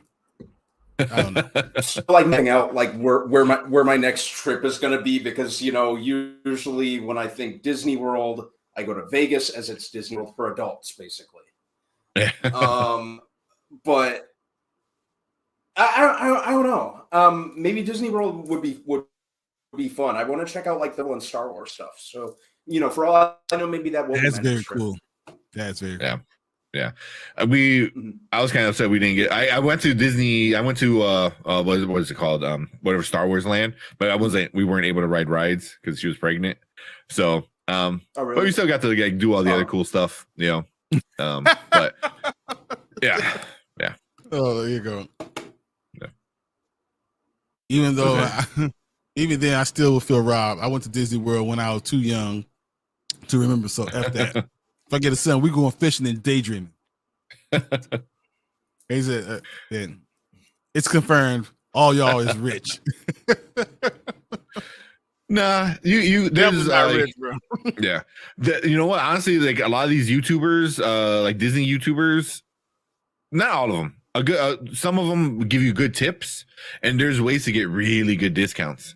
Like you can be part of their like they have like their resort not resort thing. The Disney movie or Disney vacation, whatever the fuck it's called. You do the timeshare. It's like a timeshare. It's like a Disney timeshare, and you get the tickets for free. Yeah. Well, but there's the Disney timeshare kind of thing, and people sell those for insanely cheap. So you right there you can get it, and a lot of times that might come with tickets to the park, early access to the park, late attractions to the park. But I definitely want to do. The Halloween stuff is super cool. Do not so scary, but Busch Gardens is better. Busch Gardens. I heard Busch Gardens had a really cool. It's fun. Halloween for roller coasters. Busch Gardens really good roller coasters. Yeah. Well, Busch Gardens, I didn't know. Like I watched somebody and they did Halloween at Busch Gardens when went to the haunted houses. Good. Holy crap. I didn't know like they were like good, but scary. Not like Disney's not really scary, but Disney, when you go trick-or-treating in the park, you get candy. You get candy, and you get Mars candy. And holy crap. It's not like, like, oh, here's, whatever. It's like, yeah. So, they're handing out like, full-on Snickers and all that good stuff. Speaking of M&Ms. candy. Oh, yeah. Somebody won our candy off Disneyland, Yeah. And that person is on screen, and it's not Tank. Although you were definitely second. I'm cool with second. That's all right, Brandon. Brandon's like, he was supposed to show up. I know. Next year. Brandon was on his phone, not showing up for the damn candy off. It's fun, man. They mostly make fun of me because I pick candy. Like, damn it. Know what he's doing.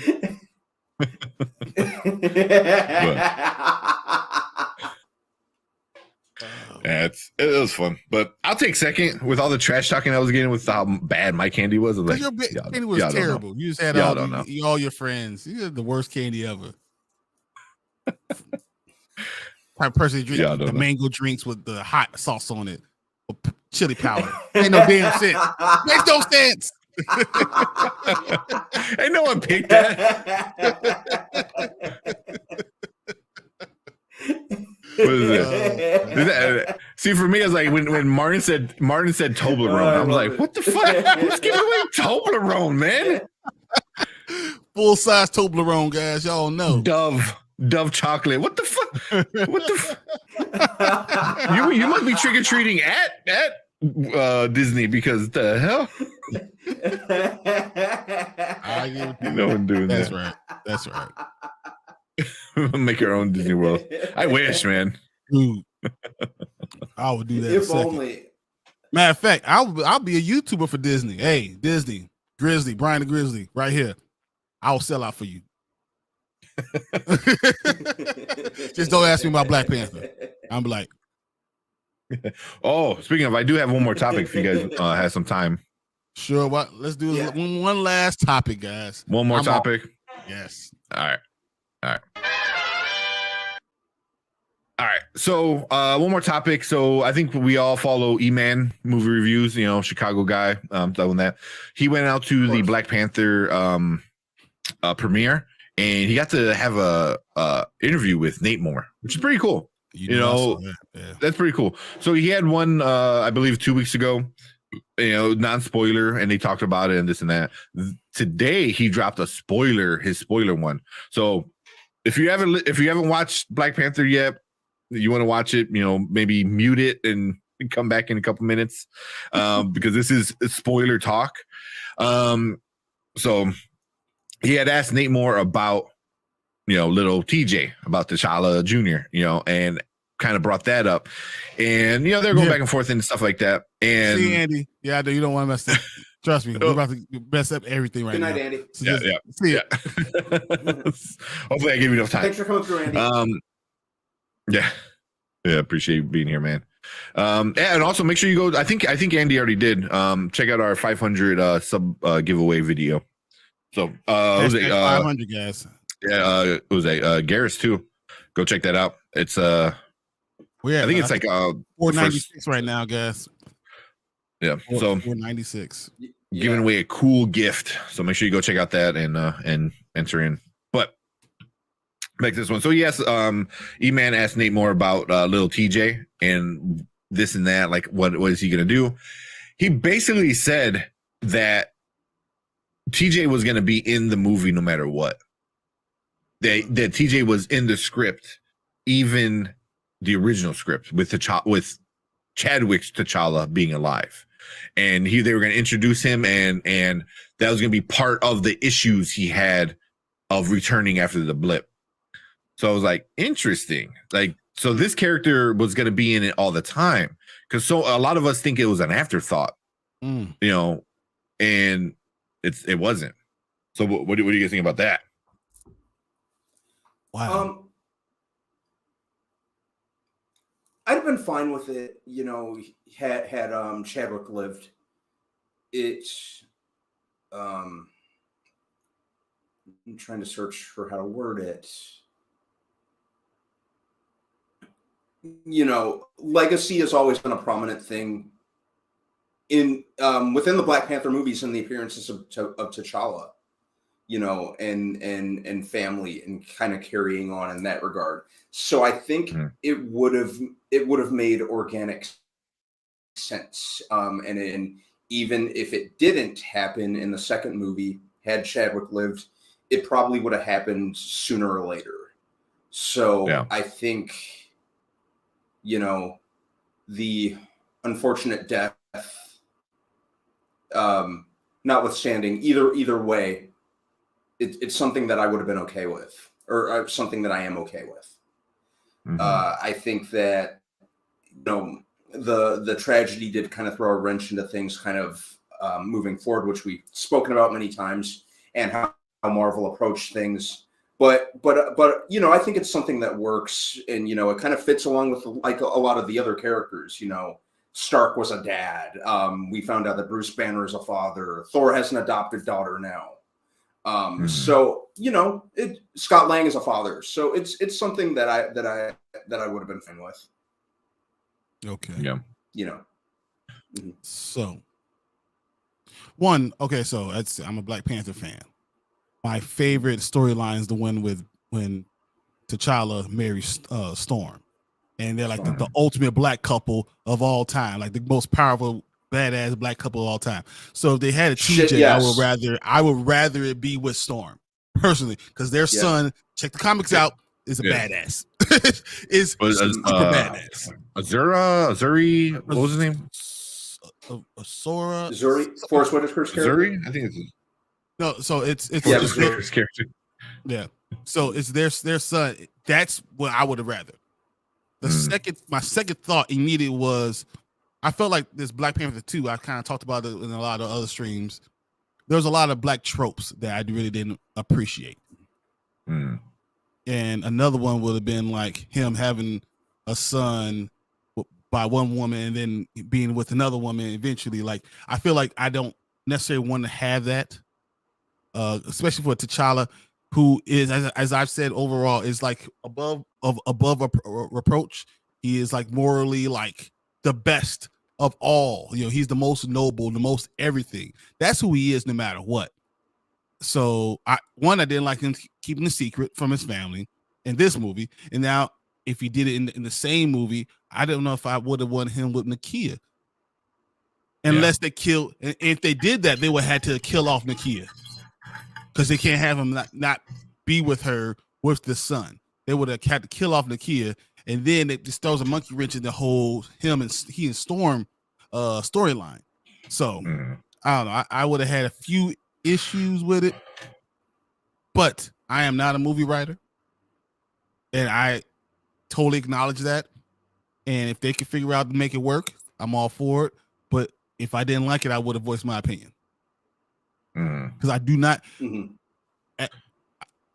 The first movie, Black Panther movie, encouraged so many black people to really be happy and to love the movie and be proud of their what you might see in an African country if it never had all these people coming in and taking from this country all the natural resources from it and their people. If they're all together and they had a technologically advanced society, this is what you would have gotten. And I think that's the key idea. I just don't want to have all these negative black tropes in the movie that's like that. I get that.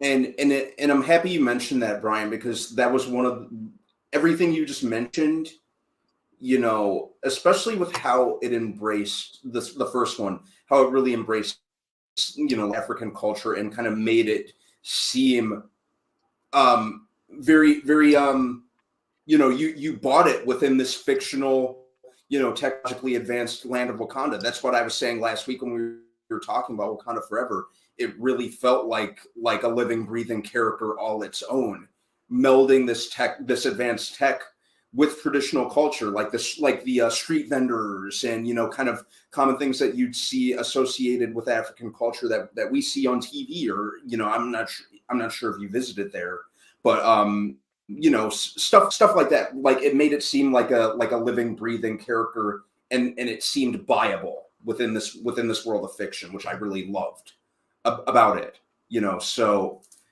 I'm losing my train of thought all night and rambling, but that's what I'm that's what I'm getting at. So you know, I'm just kind of going a little hand in hand with what you're saying is what I'm getting at. No, but yeah, I just feel like it had so many positive things. I didn't want this movie to change a lot of positive a lot of these positive, you know, image that you don't necessarily see, because you created a culture when there's a scarce cultural identity in an entire group of people. When you don't have that identity because you don't have cultural things, because people have come and taken it all the time. You know, people have come and just taken the entire country, all of Africa has been taken from this stuff. And I think that you saw it. What happens when you don't have those people there, when you have a country who's free to grow their own way, and you saw those wonderful things, and you didn't see a lot of those African American tropes that you always see about black families and things like that. You didn't see all those negative. You just saw black trauma being you know, great. You didn't have any of the black trauma. So you have So you had just thriving, positive black people just thriving, and I don't want to see any of these negative black tropes that we get now.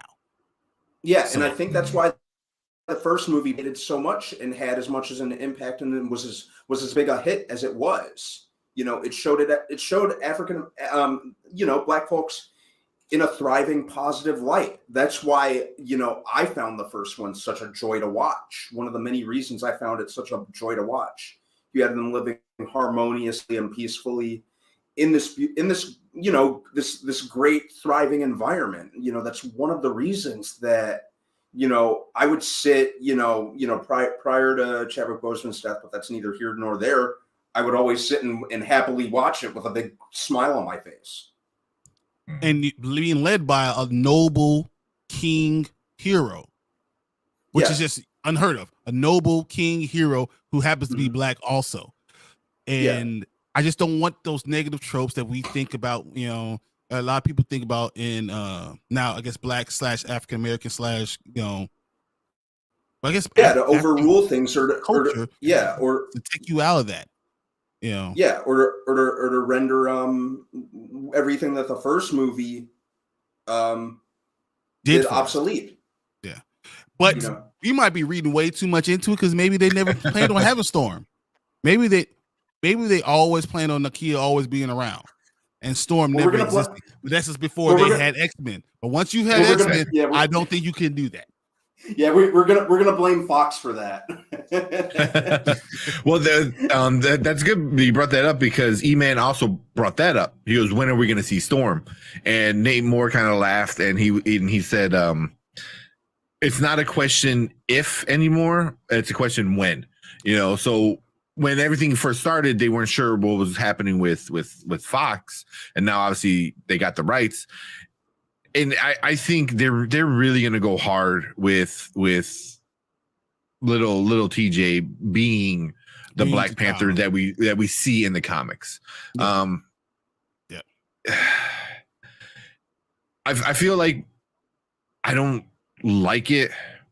But it needs to be a thing that they build on. But that's going to be a thing that's always going to be in the back of people's head. Is like, well, that's like real T'Challa had to die for this version to be.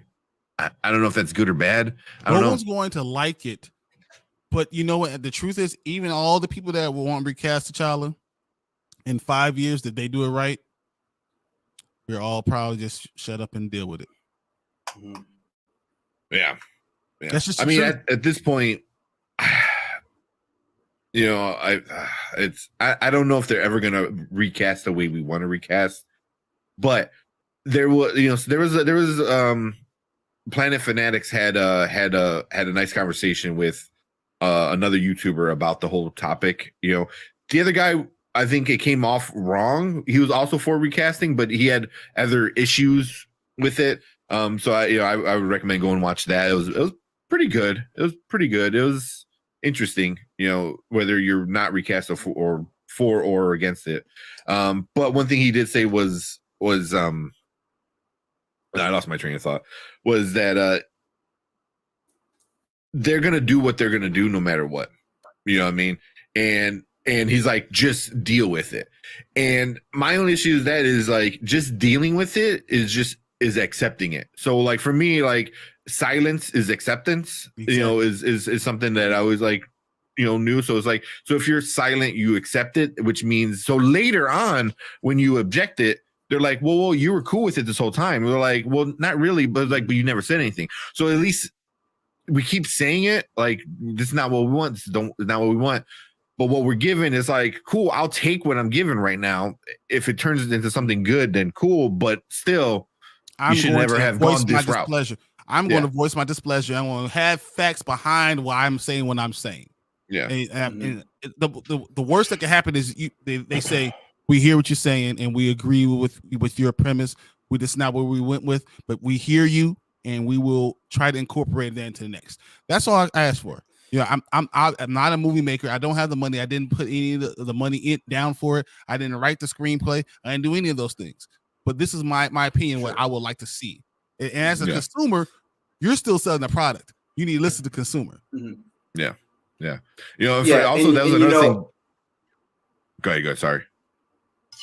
Oh, no, you're fine. I was just saying, and you know me, we've had this conversation many a time, and I kind of straddled that line between, you know, in the case of Black Panther, I'm fine with it. I understand why they're doing it. But, you know, as you remember, I really kind of began to have a problem with it when they didn't seem to hesitate to recast William Hurt. You know, they didn't break stride with that. You know, so I don't understand, even with him, even with General Ross being a secondary character, they're already saying he's going to be Red Hulk in the New World Order. You know, so I don't understand. You know, you can't have it both ways sometimes. Yeah, you know, like, and I will just like you guys. Just like you guys, I'll voice my opinion too. Like I said, I was playing the good cop for a while, admittedly, you know, and just kind of willing to compromise. But yeah, but then that happened, and I was like, you know, come on. Yeah. I don't think it would have been disrespectful to Boseman. I don't think so. I think to me that would have been honoring him right now. But I do think you needed to take some more time. But let's not even go there. I want to continue to go, you know, what Eman saw, you know, from Nate Moore. Because Nate Moore is interesting. The things that he said was very interesting to me. Yeah, he does contradict himself a lot. He talks out both sides of his mouth. Last week he said this, and now this week he's saying something else. I'm sure in another week he's gonna say something else. And a year from now, you know, when they're doing Secret Invasion or Secret Wars, like, I always thought we were going to recast the child. That's what yeah. So, you know, but I get it, man. You know, he's a businessman. Businessmen say what you want to hear. So. Hey, how mad can you be with him? Because without him, we might not have Black Panther. Yeah. That's kind of where I go. Yeah. So I don't know. So that came out today, and that was I thought it was a really good question. That was, you know, you give E-Man his props for that. That was a really good question, and Nate Moore, it seemed like he gave an honest answer. You know, he didn't really like stumble over his words and like well, you know, like he did in previous interviews. So it was, he seemed legit when he said what he said. I believed that. I'm like, okay, so this was always going to be the plan. I don't like it. I don't like it, but okay, you know, just say okay, yeah, exactly. So, we'll see.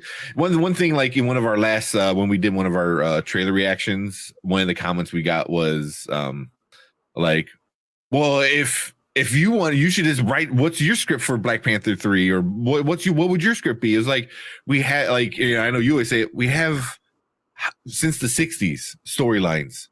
Pick one of those. You know, that's like Catherine Kennedy saying, like, well, you know, we just can't go to a bookshelf and pull off a story. Yeah, you can. Yes, you can. That's exactly. You literally have so many stories you can literally pull off the shelf.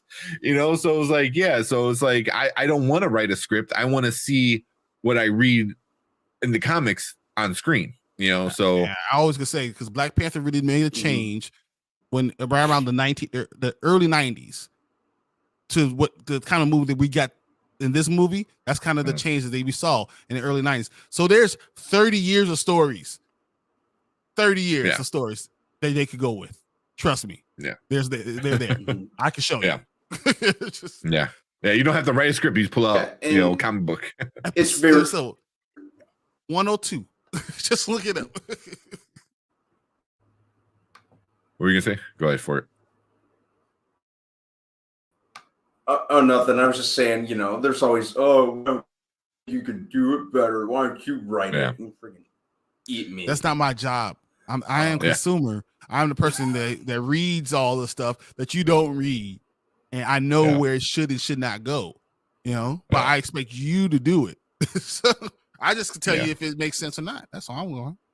Yeah. Also, it's like, I mean, we're not like, you know, Dean Richards or like Siskel and Ebert and stuff like that, you know, but we are, I think, critics, you know, at the very amateur level, you know, so it's like, yeah, you know, it's like, this is what we think about it on a critical level, and then this is what we think about it on a personal fan emotional level, you know, and I think we did a pretty good job with that. You know, I try to, like, the movie as itself plus the movie with my emotions are very different, very different thoughts, you know.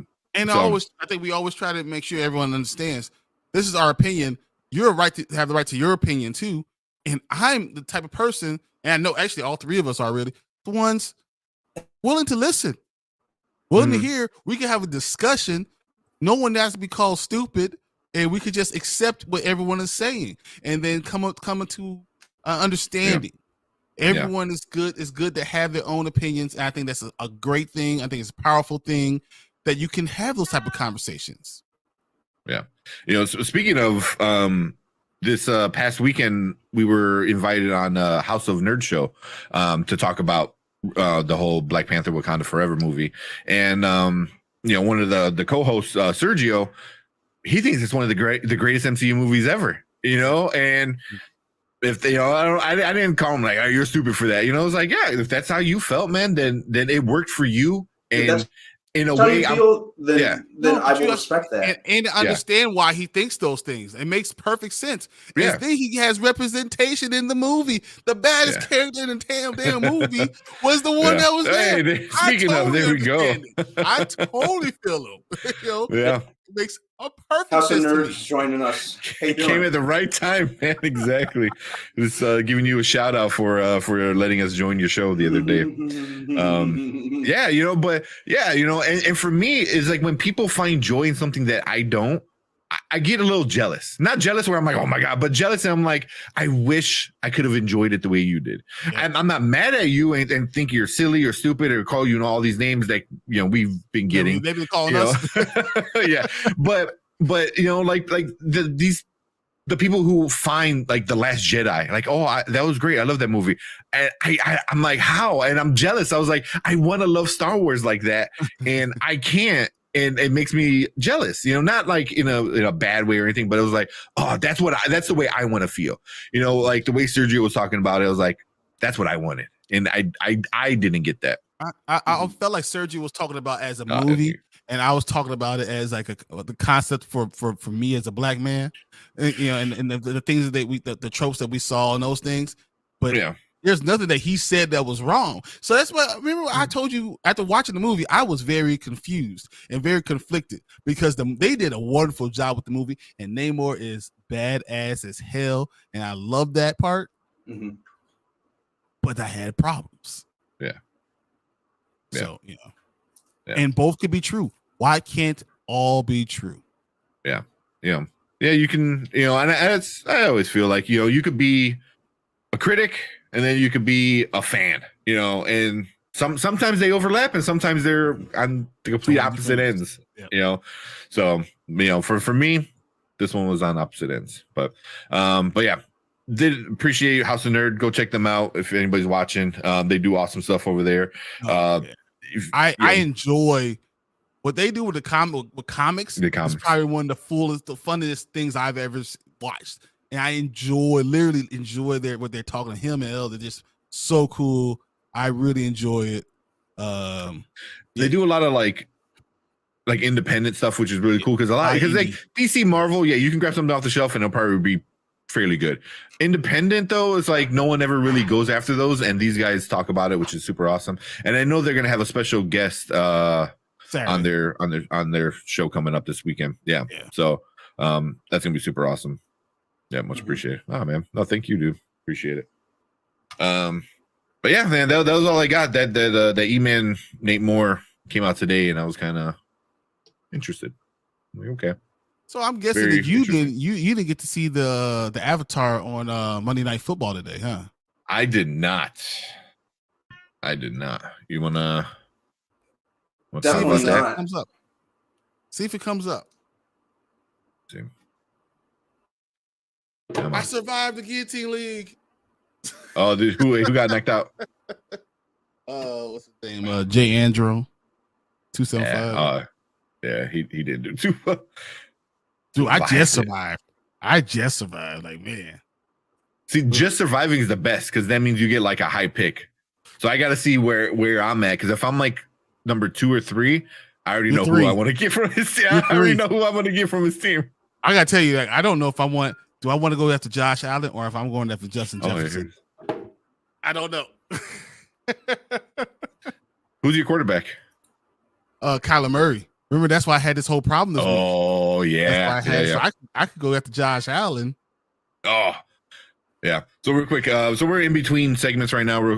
But House of Nerds just said he finished interview with the vampire last night. Very good television. Yes. I do want to get him on and talk about and do the comparison of the movie and the TV show. Probably next week, I'm hoping. Hope Yes, like because next week only Thursday. because this week is Thanksgiving. That's the only reason. It does throw it off. But well, just, since we're looking down the pipeline, I want to bring those guys on to talk about Interview with the Vampire. Do a nice comparison. I think I want to try to copy our Bel Air Fresh Prince thing. Like since that did so well on our channel, I was like, all right, well, let's do it some more. And Interview with the Vampire is doing really well on our channel. Today, the 5, 6, and 7 came out. Our review for that. Yeah, we're already blowing it up. Yeah, that's like almost at 100 views, I think, or something like that. So that did really well. And I was late putting it out today. It was supposed to come out later. So I know. I was like, man, there's no thumbnail. Come out earlier. I was trying to I made a thumbnail and I couldn't. I don't know what upload happened. it. I couldn't upload it. No, I made. That might have been the same issue I had because I had a thumbnail and and then I thought I uploaded it. So when it popped up and I got the notification on my phone, there was no thumbnail. I'm like, oh shit! So I had to go in. I was like, damn it! But I don't know what happened. But yeah, so we're gonna do that. We're gonna do the comparison video for that. I do want a comparison video with some of from Game of Thrones, House of Dragon. Obviously they're not gonna be like one for one, but like who is like who kind of thing. Who's the idiot on this one?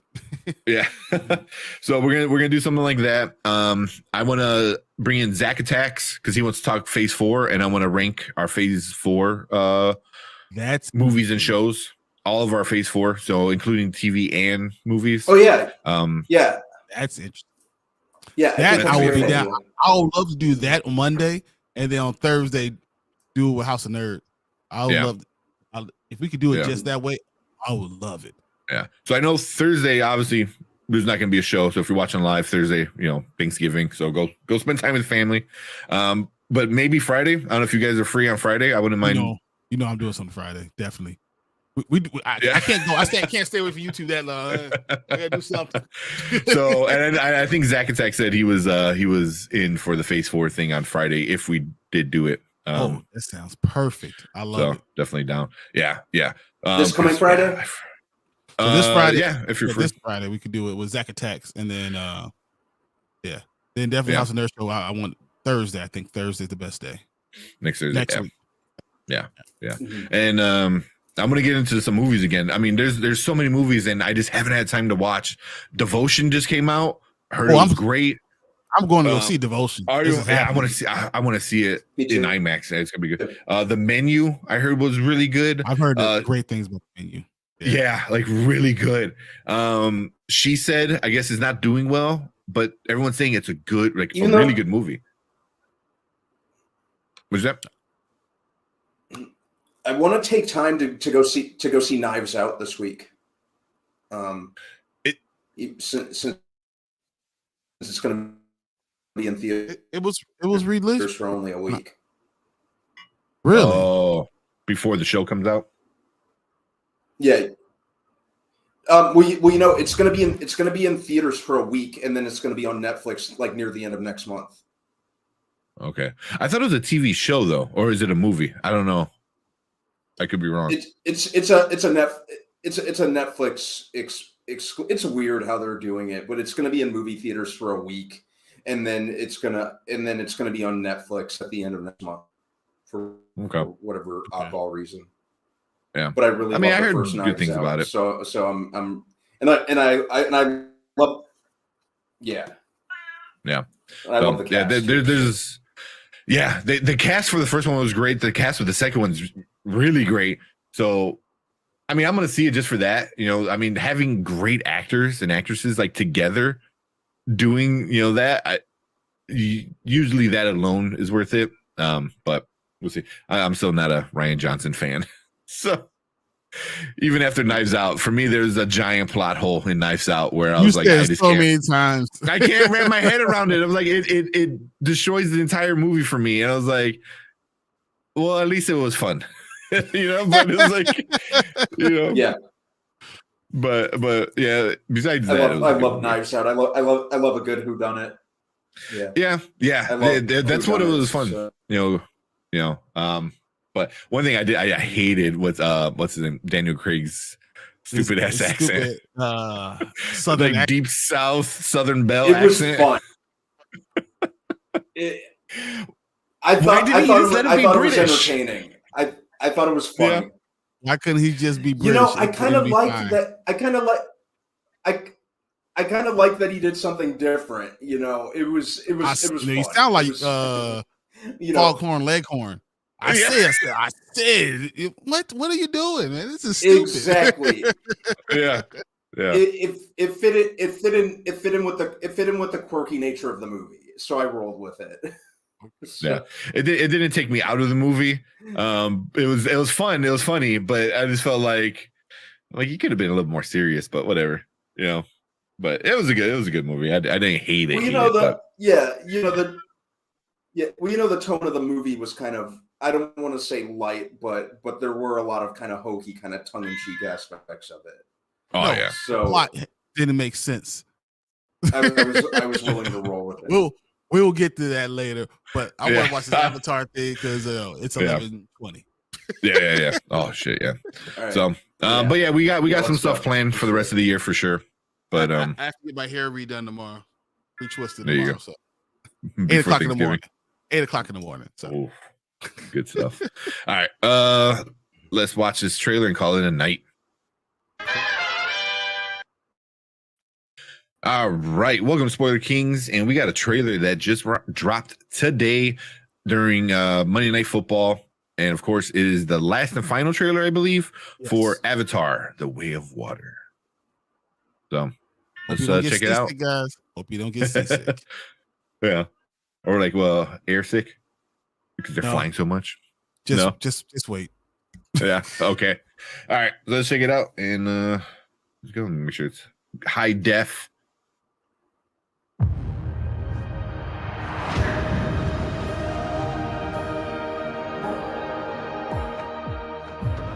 Why do you come to us? Is it really choppy? It's really choppy. All right. Let's do this. I don't know why it's so freaking choppy.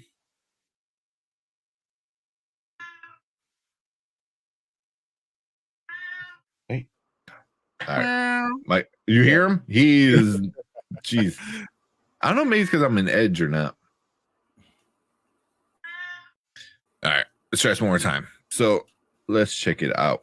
Let me know if it's choppy, and then we can just figure something else out. Okay. Oh, it's good now.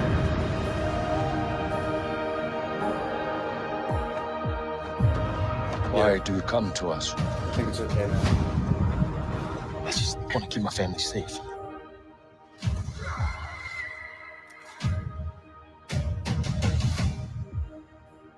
Treat them as our brothers and sisters. Teach them our ways. Keep up for us, boy! If you want to live here, you have to ride. Let's do it.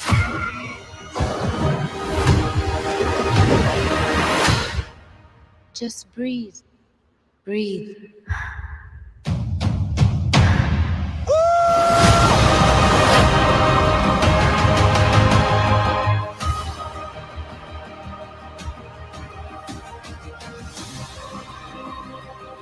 Outcasts, that's all they see. I see.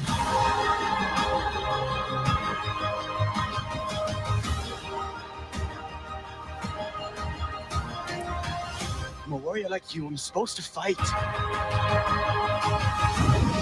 Protect the people.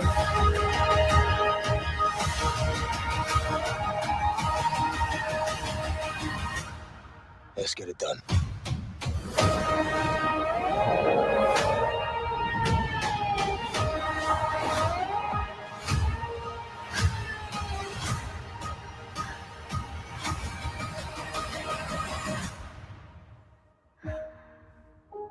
Avatar: The Way of Water. Experience it in 3D. Only in theaters, December 16th.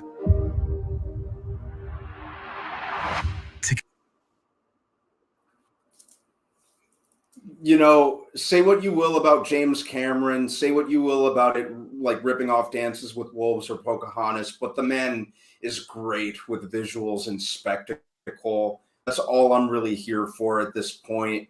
This is going to be an IMAX 3D watch for me. The first one holds a special memory for me because it was the first IMAX 3D experience I ever had. I loved it. I'm pretty. Pretty sure it's great. We lost Brandon, but I'll jump right in and say I did not like that last thing we saw with Neytiri. I feel like that was very much when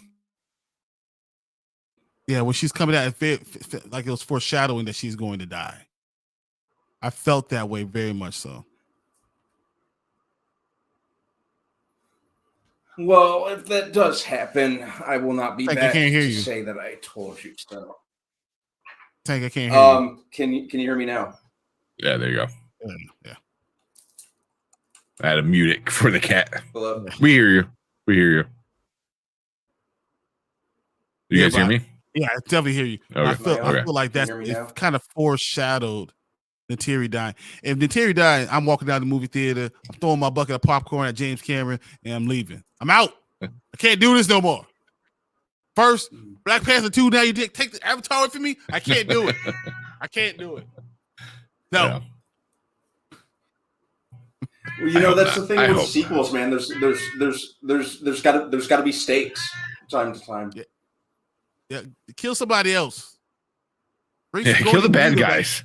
Let her die again. No, don't just be like killing people for no reason. No, it's like, man, I don't know, because I remember watching the first or second trailer, and that scene with Jake and Neytiri, and he's talking about, I need you to be strong, I need you to fight, and she's all worried and hyperventilating, and he says that, and she grabs her bow and arrow, and she's like, let's go.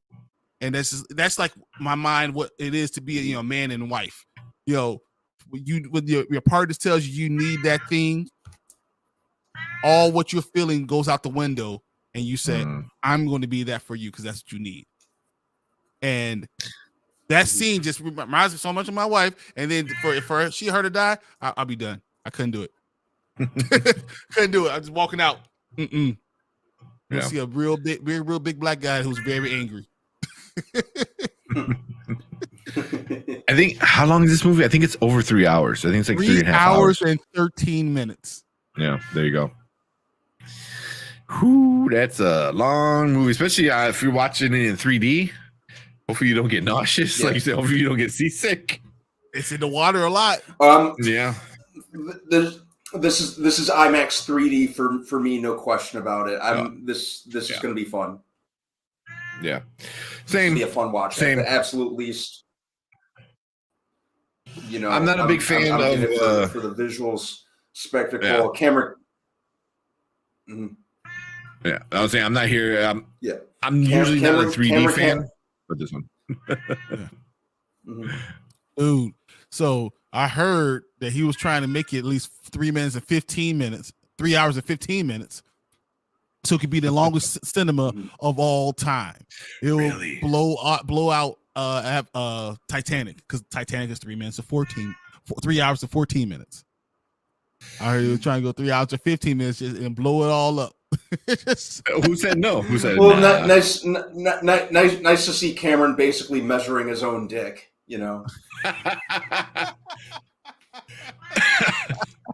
If he's good for anything, that's one thing. It's that, right?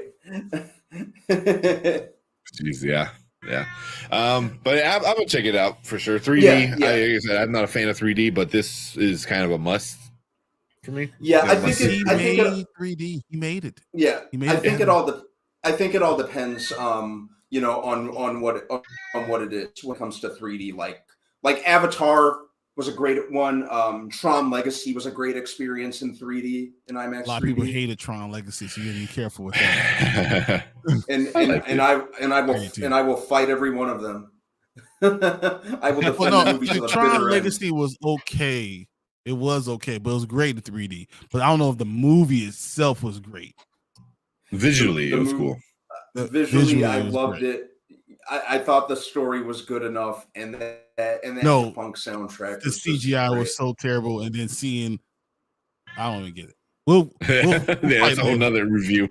We'll fight later. Yeah, we'll do a Tron Legacy review later. But yeah, like you said, like Jaws 3D, and then nothing happened until Avatar. Like that's the only 2 movies in 3D you ever need to watch. Like Yeah. when they're in the forest Perfected and you it. see the things like coming down and touching your hand, and I was like, oh, in the movie theater, like yeah, a little thing. Color said Sin City 2 in 3D. I would have loved seeing that in 3D too. I don't think I've seen it though. Didn't even see it in 3D. Well, and Tron Legacy, there you go. It was super dope in IMAX. It's amazing in IMAX. It was. Yeah. We'll talk about the storyline and the CGI. CGI was too bad. Yeah, the deep fake was horrible. But, okay, but that was early deep fake. That was early deep fake. It was there. It was literally just taking my face and put it on Brandon's body. That's literally what happened. That's what was going on. Well, now somebody go make that. There needs to be a Photoshop.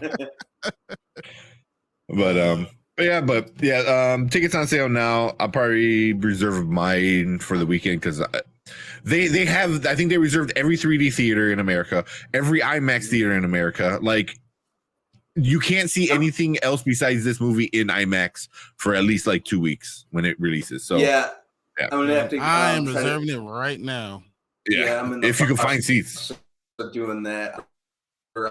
Mother, I'd go with her. So this is mother-son bonding time. Yeah. So I'll go. I think my girlfriend's kind of like, not really care about it, but I'm like, I want to see it. Looks good enough. But and obviously we're definitely gonna review it when it comes out. But private theater rentals. Ooh. It's not 3D private theater though, right? Real 3D. Private. Oh, okay. We're gonna end and we're gonna talk it right now. I didn't even think about because I was like, oh yeah, we're gonna talk about that. All right. But you guys got anything else? Nope. I appreciate you guys. This has been fun. I'm going to get my tickets soon. Me and Tay, we're gonna figure this stuff out. And yeah, man, I can't wait till Friday. Yeah.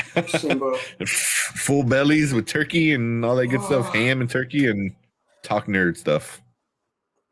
So that sounds like man, yeah. I have baking duties for Thanksgiving, so my diet is not going to like me. Diets don't exist on November 24th. Gyms don't open. We're gonna pretend like it doesn't exist. Oh yeah. I'm going twice on Wednesday. I'm going twice on Wednesday, and then go all out on Thursday, and then Friday I'm probably going to go. I'm probably gonna roll into the gym because all I'm gonna be able to do is roll into the gym. You're gonna be on the treadmill, just rolling on the just rolling, just trying to get it all back. Like, all right, guys, this was a bad day. We gotta lose about 15 pounds right now. 15 pounds of turkey and ham. Nice. Oh man, that's funny. All right, let's get out of here though. Appreciate everyone coming in, saying hi. Co-Lords, who else was Co-Lords? Andy, Garris, House of Nerd, of course, Derpy, always in here. You guys for showing up. Hey, little Derpy. Yeah, appreciate it. Yeah, I got my soundboard now. Well, now we need to hook up your soundboard. You got your thing. Yep, I got my stream deck, so we could. Yeah, I gotta get one of my own too. Yeah, but and my cat's losing his mind, so like, things on sale. They've gone on sale since this morning, and they didn't tell people. I guess supposedly the tickets were supposed to go on sale when the trailer released. Yep. But so I don't know if somebody dropped the ball or what. Tickets went on sale this morning, and they sold out quick. From what I heard, I haven't looked it up, but from what I heard and read, they went fast. So hopefully you can get a seat. But we're out of here. Appreciate everyone. And we'll see you guys on Friday. Happy Thanksgiving, everyone. Thanksgiving. Eat up and enjoy. We'll see you guys later. Thanksgiving. Have a great and nerdy Thanksgiving, guys. Exactly. Later. Mm-hmm.